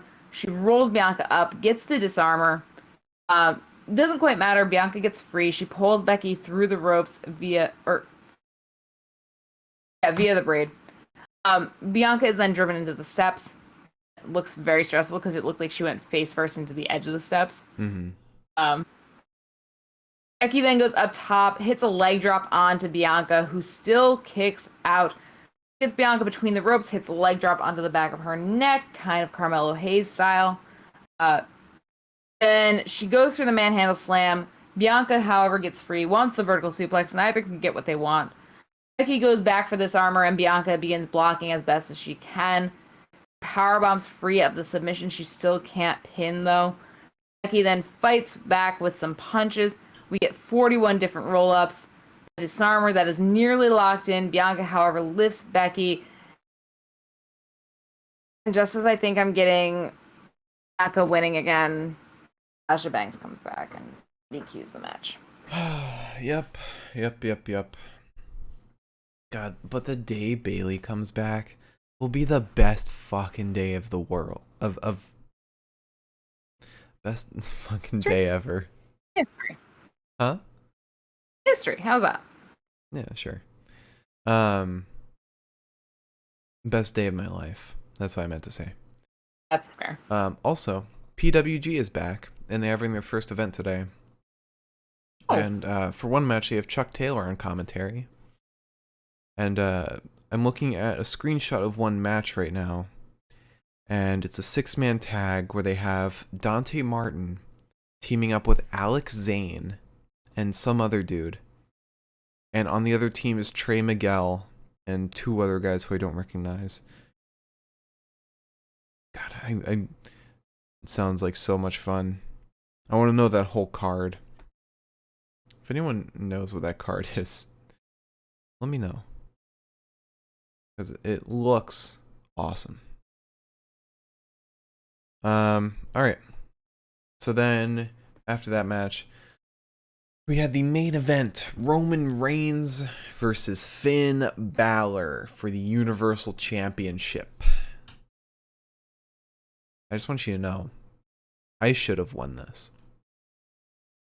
You should have. It's this is one of those finishes that will forever go down, just like the Seth Rollins Fiend Hell in a Cell finish. This will go down as one of the worst finishes of all time. What? The fucking turnbuckle breaks? That is bullshit. That is bullshit. Especially because there wasn't like a sneaky clip of like Paul like hiding like garden shears or something, or like Paul untying the fucking around with like the turnbuckle. We didn't get any like sneaky clips of that. Mm-hmm. So this is like what the fuck are we supposed to think about this match? Like when Finn was standing on the turnbuckle, I was watching Paul because I was like, is Paul gonna do something? Is he gonna look and see Brock? What is gonna happen? He didn't do anything. Oh. In that I think we're supposed to think that he fucked around with the turnbuckle. Well, the yeah. thing is, like, to unscrew that turnbuckle, you have to like be reaching over at the hinge, at like the little arm that goes into the post, and you have to be cranking, as we've seen Ethan Page do. Like, you have to be visibly going at it. You can't just do it sneakily. Somebody must have been doing that in the farther turnbuckle. The whole thing fucking collapsed. The whole not all of it. The one across from Finn did not go. The other 3 did. And what you could say, maybe Sheamus standing on top of it broke it. I would rather it be intentional, because if it's not intentional, then I'm actually worried that he hurt his leg. Yeah, I mean, his leg was definitely hurt in kayfabe, because if it was actually hurt the way he was holding it, they would have given the X, called it, and that would have been that. And it wasn't like the match lasted much longer after that happened. I don't know. I mean, the way Roman just took advantage and speared him, it lined up too perfectly. Lined up way too perfectly. Horrible finish. Horrible finish. Especially right after the cool ass moment of him getting brought back. Look, let's go through the match. We'll talk about it after. You picked Roman. I picked Finn. For a moment, I believed. What did the cat pick? The cat picked Finn. Yeah, I was gonna say. Did she win? Huh? She successfully got over on you. Incorrect. I mean, if we're talking just match, like, winners, then we tied. A good girl. She's learning. She is. So you want me to do an impression? You got one last one. One last impression. Let's see if I can pull up 2 random promo and try and copy that. God, this is like not easy. Most of these are like Roman and Paul Heyman fucking promos. It's fair. And also ones that I wouldn't be able to do right. No.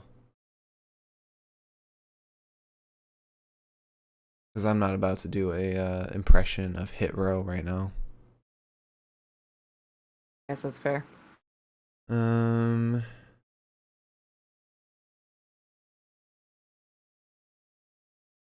Okay. All right.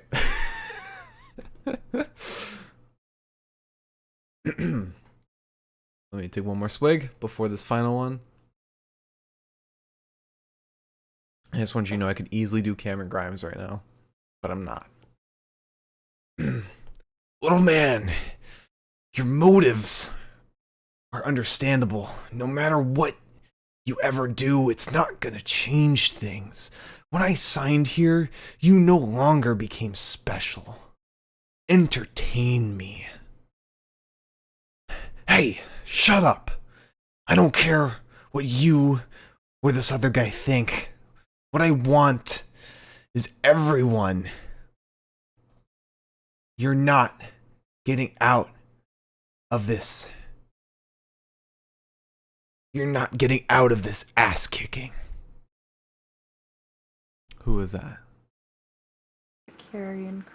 That was Carrion talking to Adam Cole before the Takeover in Your House match. At first, I thought... That was Randy Savage? Yeah, that had very Randy Savage vibes written all over it. I went a little too deep with it. But to be fair, the moment I figured it out, I was like, oh, this makes sense. Yeah. All right, so let's begin. Roman shoves Finn. Some kicks to the leg of Roman, who then punches Finn backwards. And then the demon decides to tear Roman's jaw off. It's off his face. There's a Samoan drop to Finn. Roman goes ringside and grabs a kendo stick. Finn goes to ringside too. Grabs the demon stick. Grabs several kendo sticks taped together. A kendo bat, if you will. Demon stick. That no one else could wield. God bless. So Finn catches Roman Finn attacks Roman with this kendo stick or kendo bat, cricket bat, demon bat. Finn catches Roman in the apron after that and beats him. Finn ends up pulling a table out, only to be clotheslined by Roman. There's a chair to the midsection of the demon until he's on the ground. The demon drops Roman. There's a big old boot to the gut of Roman. Then a chop. Roman gets sent into the stairs. Then the barricade. However, a drive-by as Finn goes to acquire more elements, if you will. I think he puts the table in the ring at this point. Drive-by sends Finn head first into the post, which made me actually very stressed out. I was like, that was a hard fucking hit. I was just noggin to plastic. Roman then decides that he's going to take Finn for a little ride around the crowd, and before doing so, puts a little mask on. And I said, healthy king. I love that. Yeah, Paul hands him the mask, and he slips it on. It's great. Yeah. You know what? Good for him, because fair. It's fair. Yeah. This day and age. So we go on to the top of the kickoff desk. The demon is nearly chokeslammed, but he fights free, slams Roman through a table behind the kickoff desk, then brings Roman back through the timekeeper area, sets up the table, and Roman immediately slams his ass right through it. And by slams his ass right through it, I mean quite literally, we get full booty cheek from Finn. Bless his pasty ass. Oh yeah. And he didn't cover it up, because even like a minute later, he still had it uncovered. He was giving me like,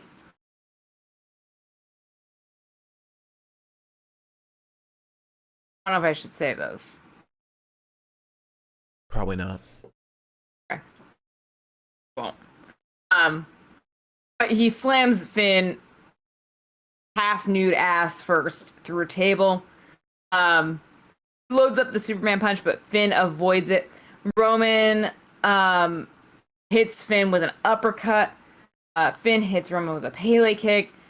And then the Superman punch happens, and Finn's knocked down for a bit. We nearly get a spear, but Roman gets sling bladed. And the demon at this point is... Oh my god. I hate yawning because I can't talk through them. Demon is set up, gets speared. Kicks out. By kicks out, I mean gives a low blow to Roman. There's a drop kick to Reigns, and then a coup de grace to Roman, and the Usos break it up. They beat the shit out of Finn. They set up a table, and the moment that they go to choke slam Finn together through the table, Finn fights back. There's a sling blade to Jay. He sends him through the announce desk. Roman then spears Finn through the timekeeper's area. However, in the coolest fucking moment, I'm gonna say moment. In the coolest fucking moment we have had in a pay-per-view in a long fucking time. The demon, lights go out, they come back up red. No, rather, sorry, I'm wrong. The red the light lights flashes. are regular. Red light flashes. The lights are regular. Mm-hmm. The lights are regular. The red light flashes with a heartbeat sound. We thought it was Brock. Finn, right, but Finn like flails a couple times. Then it happens again. And the lights go out, and the red lights come up, and Finn's music fucking starts playing. And while Finn is beating the shit out of Roman, he sends Roman through a table, fucking gets him back into the ring, goes up top. The music is playing. It is like a fucking movie montage. And the rope snaps. Yeah. Music stops. Lights come up. God Balor wins. can't get the coup de grace. Roman gets a spear and wins. It is one of the worst finishes we have ever seen. That was actually qualifiably one of the worst finishes. And it sucks because this was a great fucking match. Like, they had the perfect reason, the perfect ending to Roman Reigns' reign without even needing any story build up to this. They had no build up, and they could have gotten away with it. They could have. Finn could have won. Roman could have lost. Everyone would have rejoiced. No one would have. I mean, it would have people been fair because but would have been fair because Roman would have gotten beaten by a supernatural force. Like, what is one regular ass dude gonna fucking do against a supernatural force? Like, what is any gym session in the world going to do for you in that situation? he's beaten Undertaker. He doesn't need the demon rub. He doesn't need this. He beat Undertaker. Somebody made a joke though that Finn's weakness is Samoans because he lost to Samoa Joe. I saw somebody say his weakness. The demon's weakness. The demon's weakness. I saw somebody say his weakness is broken turnbuckles. Like, come. They did not give us an explanation as to how the turnbuckle fucking fell apart. That's what makes me know that this finish was absolute bullshit. But would that have saved it? If you heard that Paul Heyman would unscrew the turnbuckle, would that have saved this finish? Would have made it less frustrating to me. Okay. Because at least I could have been like, well, that's why. And that's part of the story. Now I know that's part of the story. No, instead, what I'm getting is... Oh, no, okay, so I'm not saying... How about this? Not saying that this would have been... That an explanation would have made me be like, oh, well, it doesn't matter anymore. I understand. Yeah. No, that would not have been the case. What I'm saying is that at least I could have been like, yes, I see what happened. I see who did it. I have a place to place my blame. I'm mad, but I know why I'm mad. Right. Then to just be like, oh, the turnbuckle broke. Who the fuck knows what happened there? It's just an act of God. Like, that's fucking silly. It's silly. Yeah. As fans, I feel like we should be respected a little more for that to be the case. Can't wait to hear, like, That's just my opinion. A few years down the road, Finn's on the Broken Skull sessions, and he says, I wanted to strangle Vince McMahon. Like, come on. They booked themselves into a corner. They didn't want Roman to lose. They didn't want Demon to lose. There was a tweet from, I see it now, Bran Akuma, who is at __AQ, no, __. You can do it. __ AKUMA. Kuma? Said, if neither guy can lose, just don't book the match. Exactly. I mean, that's what I've been telling you about your matches in 2K20. Don't book it. Don't book it. That's different. I don't know what you're talking about that one. Like, come on. Give him normal Finn. Have normal Finn be like, this is Extreme Rules. This is different. I can win it this time. Save the demon for when he is the guy. Because we all know Finn is the guy. He could be the guy.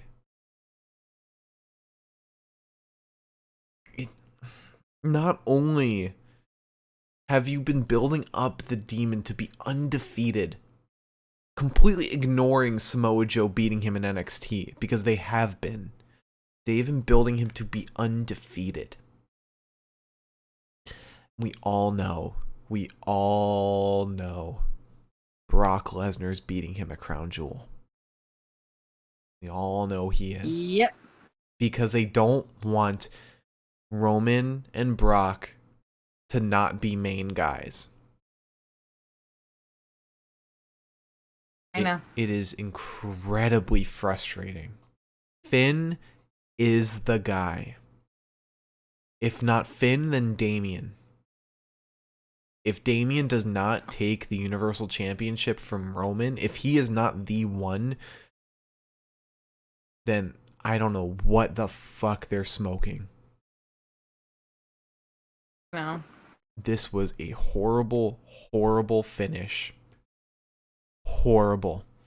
Especially, you have Finn Balor's badass music playing in the middle of this.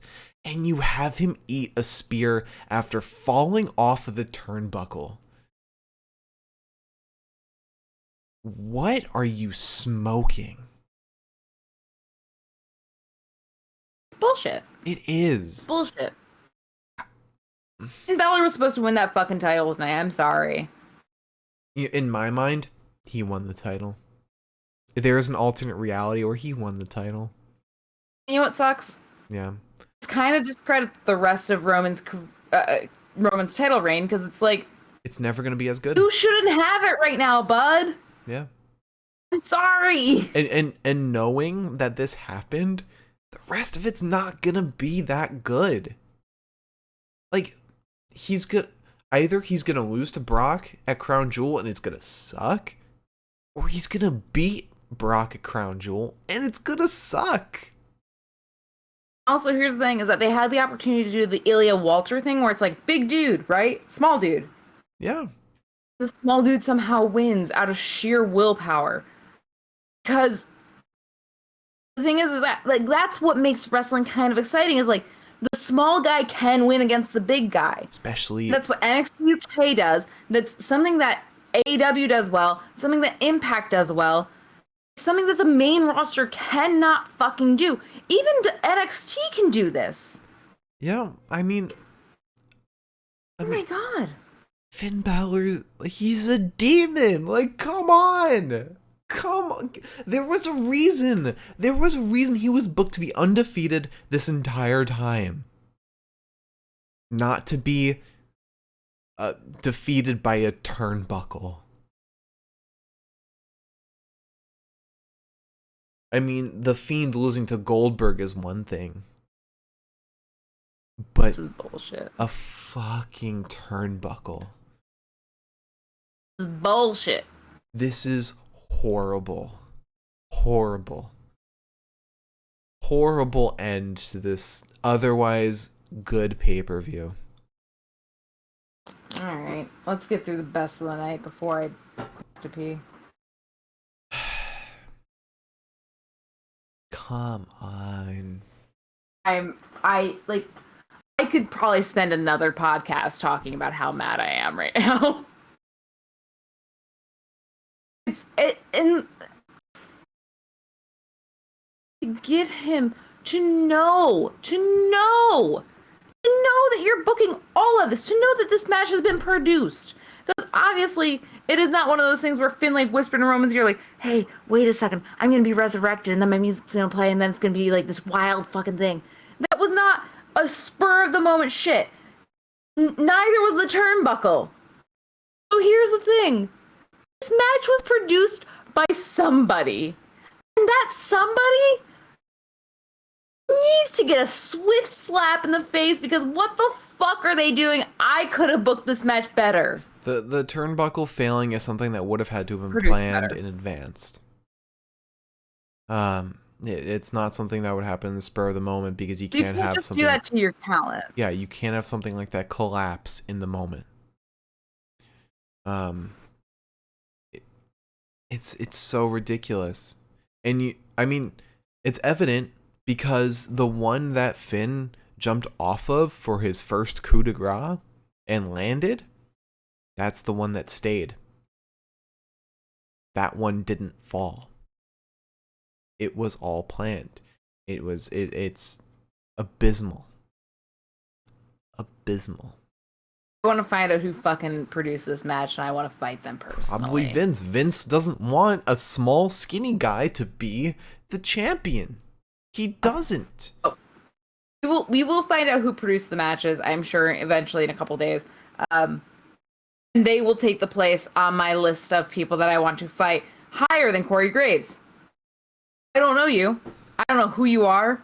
You could be Tyson fucking Kidd. I don't give a shit. you're at the top. Actually, Tyson, you might get like one rung lower, just because It's I trust you a little bit. it's either Bruce Pritchard or Vince McMahon. It's one of those two. Oh, this has Bruce written all over it. Finn isn't This an has Bruce written in attraction. big bold letters. He's not an attraction. Damien's an attraction. Brock's an attraction. Like, come on. Like, fine, Damien wins. That's great. But how long do we have to, how many challengers do we have to sit through before Damien's the guy? Here's the thing too, is that like the thing that always confuses me, and like I kind of catch myself because I try to not be hypocritical as much as I can be. Penny's title reign doesn't piss me off nearly as much as like piss me off is the wrong word, and I don't want to be caught off guard by saying that. Roman's title reign leaves me chomping at the bit for who's going to take the title. Right. Penny's title reign doesn't do that to me. And I know we keep saying this. I know this is like our new fucking tagline. I don't want to be the person comparing AEW and WWE. Yeah. But I don't quite know what it is, but there's something about Roman's title reign. And maybe it's because he's had to challenge more often than Kenny has. Kenny doesn't challenge for his AEW title quite as often. But I think I have the answer. I think Roman should have lost it a while ago. I have the answer. Is it the monthly pay-per-views? No. Is that what you're about to tell me? It's not the monthly pay-per-views. It's the fact that I was going to say it's an option. It's the fact that Kenny in his promos embraces and grasps at his title. It's important to him. It's consistently it is an object that he is desperate to keep, especially after losing the Impact Championship. Roman has kind of lost that grasp. Like, remember with hold on. Remember with Jay when he was like, this title makes me the head of the table. This title makes me the best. It makes me the breadwinner. He's not like that anymore. The title is no longer the justification for him being the best, for him being the moneymaker, for him being successful. It's not. It's not. Yeah. You know, I realized, and maybe this is exactly what you're saying, but I'm going to say it in my words and you can qualify or disqualify. Uh-huh. I think it's because I realized his gimmick right now, his story right now, doesn't need the title. Yeah, it doesn't. We could literally have him, you know, even if he loses the title, he could still be like, all this shit that I've done has led me to be in this position of power over the family. Yeah. I would have been like, yeah, sure, buddy. No fucking shit. You've done a lot. Yeah. He doesn't need the title to be the head of the table in my eyes anymore. Right. The title was most important when he was when the Usos were close to, like, when they were resistant to joining him. And when he was first starting out as champion. That time has passed. The Usos are now, like, dedicated to being his followers. He doesn't need the title anymore to be the head of the table. The only way, I think the way that they could really make me care about this title again is if he realized that losing that title, the Usos still having their title, would lead to maybe some dissension. I think that would make me care, because then he would care about that fucking title again. He doesn't care about the title anymore. He cares about being the head of the table, and that's fine, but it's not the same vibe now. You know what made us care less about the Universal Championship? When Big E cashed in. When suddenly the WWE Championship took priority over the Universal Championship. That's the problem with having two main belts. I know. It's because the brand split happened, and then fucking, who was it? Smackdown had both the belts, didn't they? Or was it Raw? One of them had both the belts. Raw. Because I think it was when Seth had both, or somebody had both.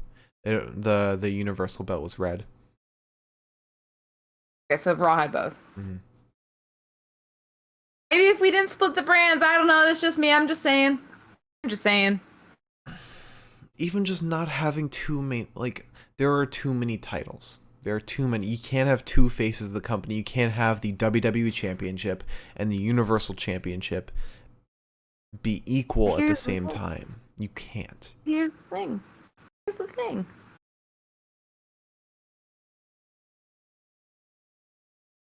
The reason that they do this is because they've got Fox on one side, they've got USA, NBC on the other side.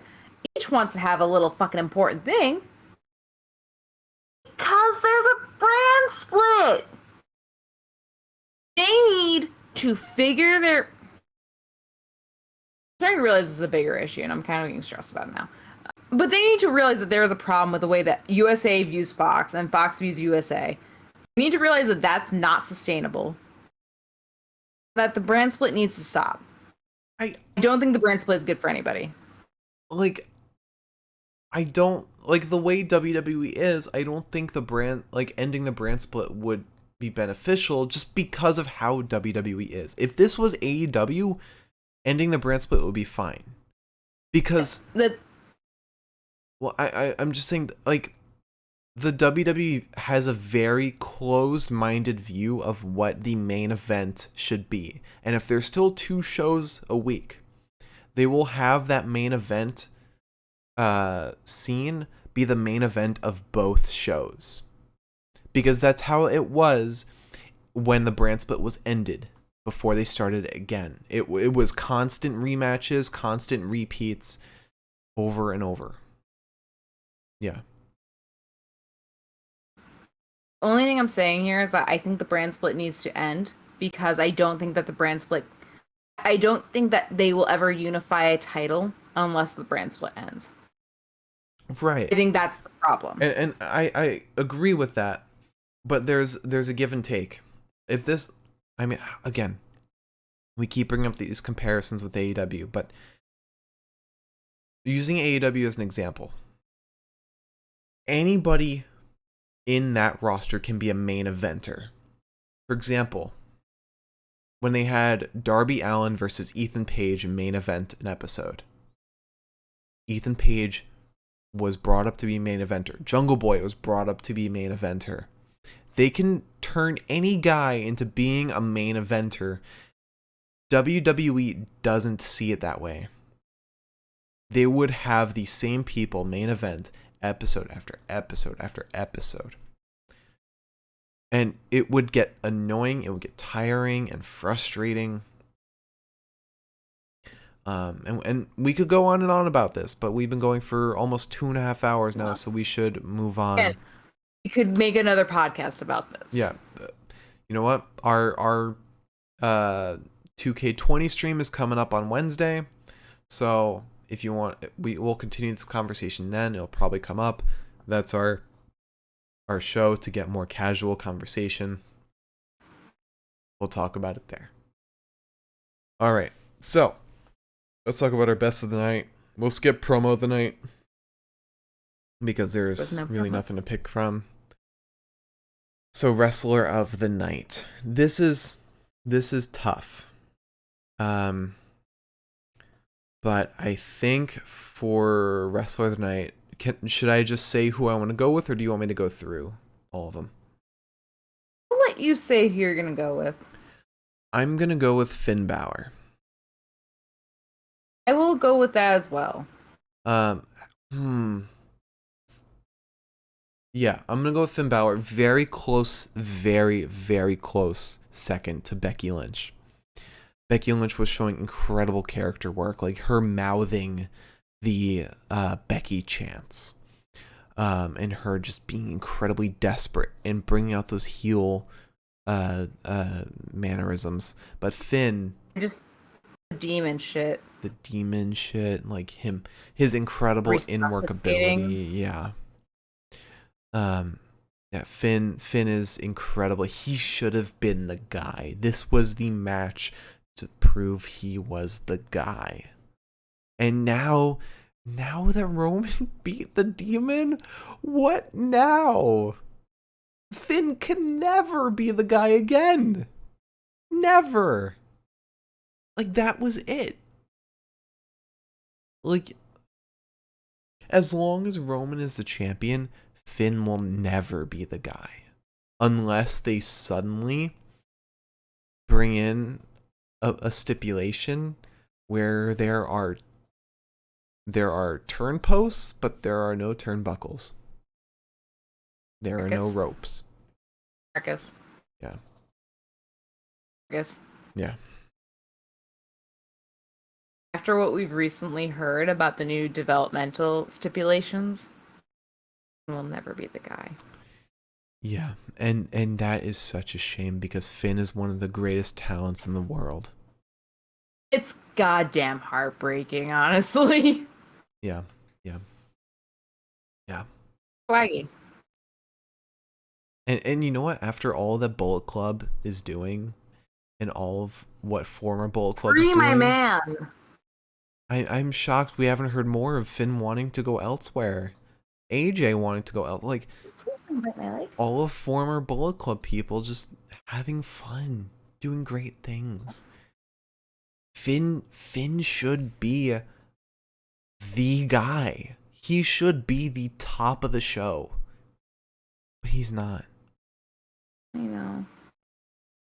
Alright, so let's go into the match of the night. I think we have a clear vision of what we want for match of the night. I think I know what you want. But as always, we'll go from worst to best. So starting with the worst, with a 5 out of 10. A good worst, 5 out of 10. It's our kickoff, Liv Morgan versus Carmella. A pretty decent match. Just wasn't super exciting, especially since Liv lost to Zelina Vega last week, or on Friday. God, since Liv lost to Zelina on Friday, I feel like the momentum for this match really slowed. It was fine being a kickoff, but it wasn't very exciting. It was decent though. Good wrestling from both of them. It was a good kickoff for sure. Yeah. Gotten worse for sure. Oh, absolutely. Next up, a 6 out of 10. Roman Reigns versus Finn Balor. If Finn won, this could have been contender for match of the year. This could have been, because the storytelling would have been incredible. But no, this just it's put in a 6 out of 10 because everything before the turnbuckle breaking was fantastic. Absolutely incredible. This match was so much fun up until then. And then it broke. And then everything collapsed. Emotionally and physically. Yes. So up next, we have 7 out of 10. Becky Lynch versus Bianca Belair. Again, could have been fantastic, could have been amazing, but then the DQ finish happened. Regardless of if it's Sasha Banks returning, this could have been an Extreme Rules match, and it wouldn't have been any different. You let Becky get the pin, same ending, but just not cheap. Next up, 7 out of 10. Jeff Hardy versus Sheamus versus Damian Priest. A lot of fun. This is a great, fantastic triple threat. But a roll up just isn't the way to end it. It's not the way. Next, Alexa Bliss versus Charlotte Flair. A bit slow, but this was great storytelling. It was a lot of fun. Definitely a nice change of pace after the Smackdown tag team match. Next, we have the New Day versus 7 out of 10. The New Day versus Bobby, AJ, and Omas. It was just a lot of fun. It was great fun, great storytelling. Everything that needed to happen happened, and it carries into tomorrow well. It just didn't need to happen. Yeah. And then my pick for match of the night, and I'm sure it's yours too, with an 8 out of 10. The Street Profits versus the Usos. This was a fantastic match. The pace was incredible. It was constantly fast paced. The intensity was there. It was preceded by a great promo from the Street Profits to go into this. Everything about this lined up perfectly, especially after Friday's match between Tez and Roman. This had everything going for it. It worked incredibly well. I agree. I thought this was a great match, and I thought it was booked really well too. Awesome. And I forgot to mention, while we're doing the best of the nights, leave your question for us in the chat for our question segment. Let me go through the questions on YouTube right now. I don't think we have any on YouTube. I'm just giving everyone in the chat a chance to possibly come up with a question. But let's see. Went over that question from Raw. There is a comment on Smackdown that's not coming up. So it looks like we don't have any questions.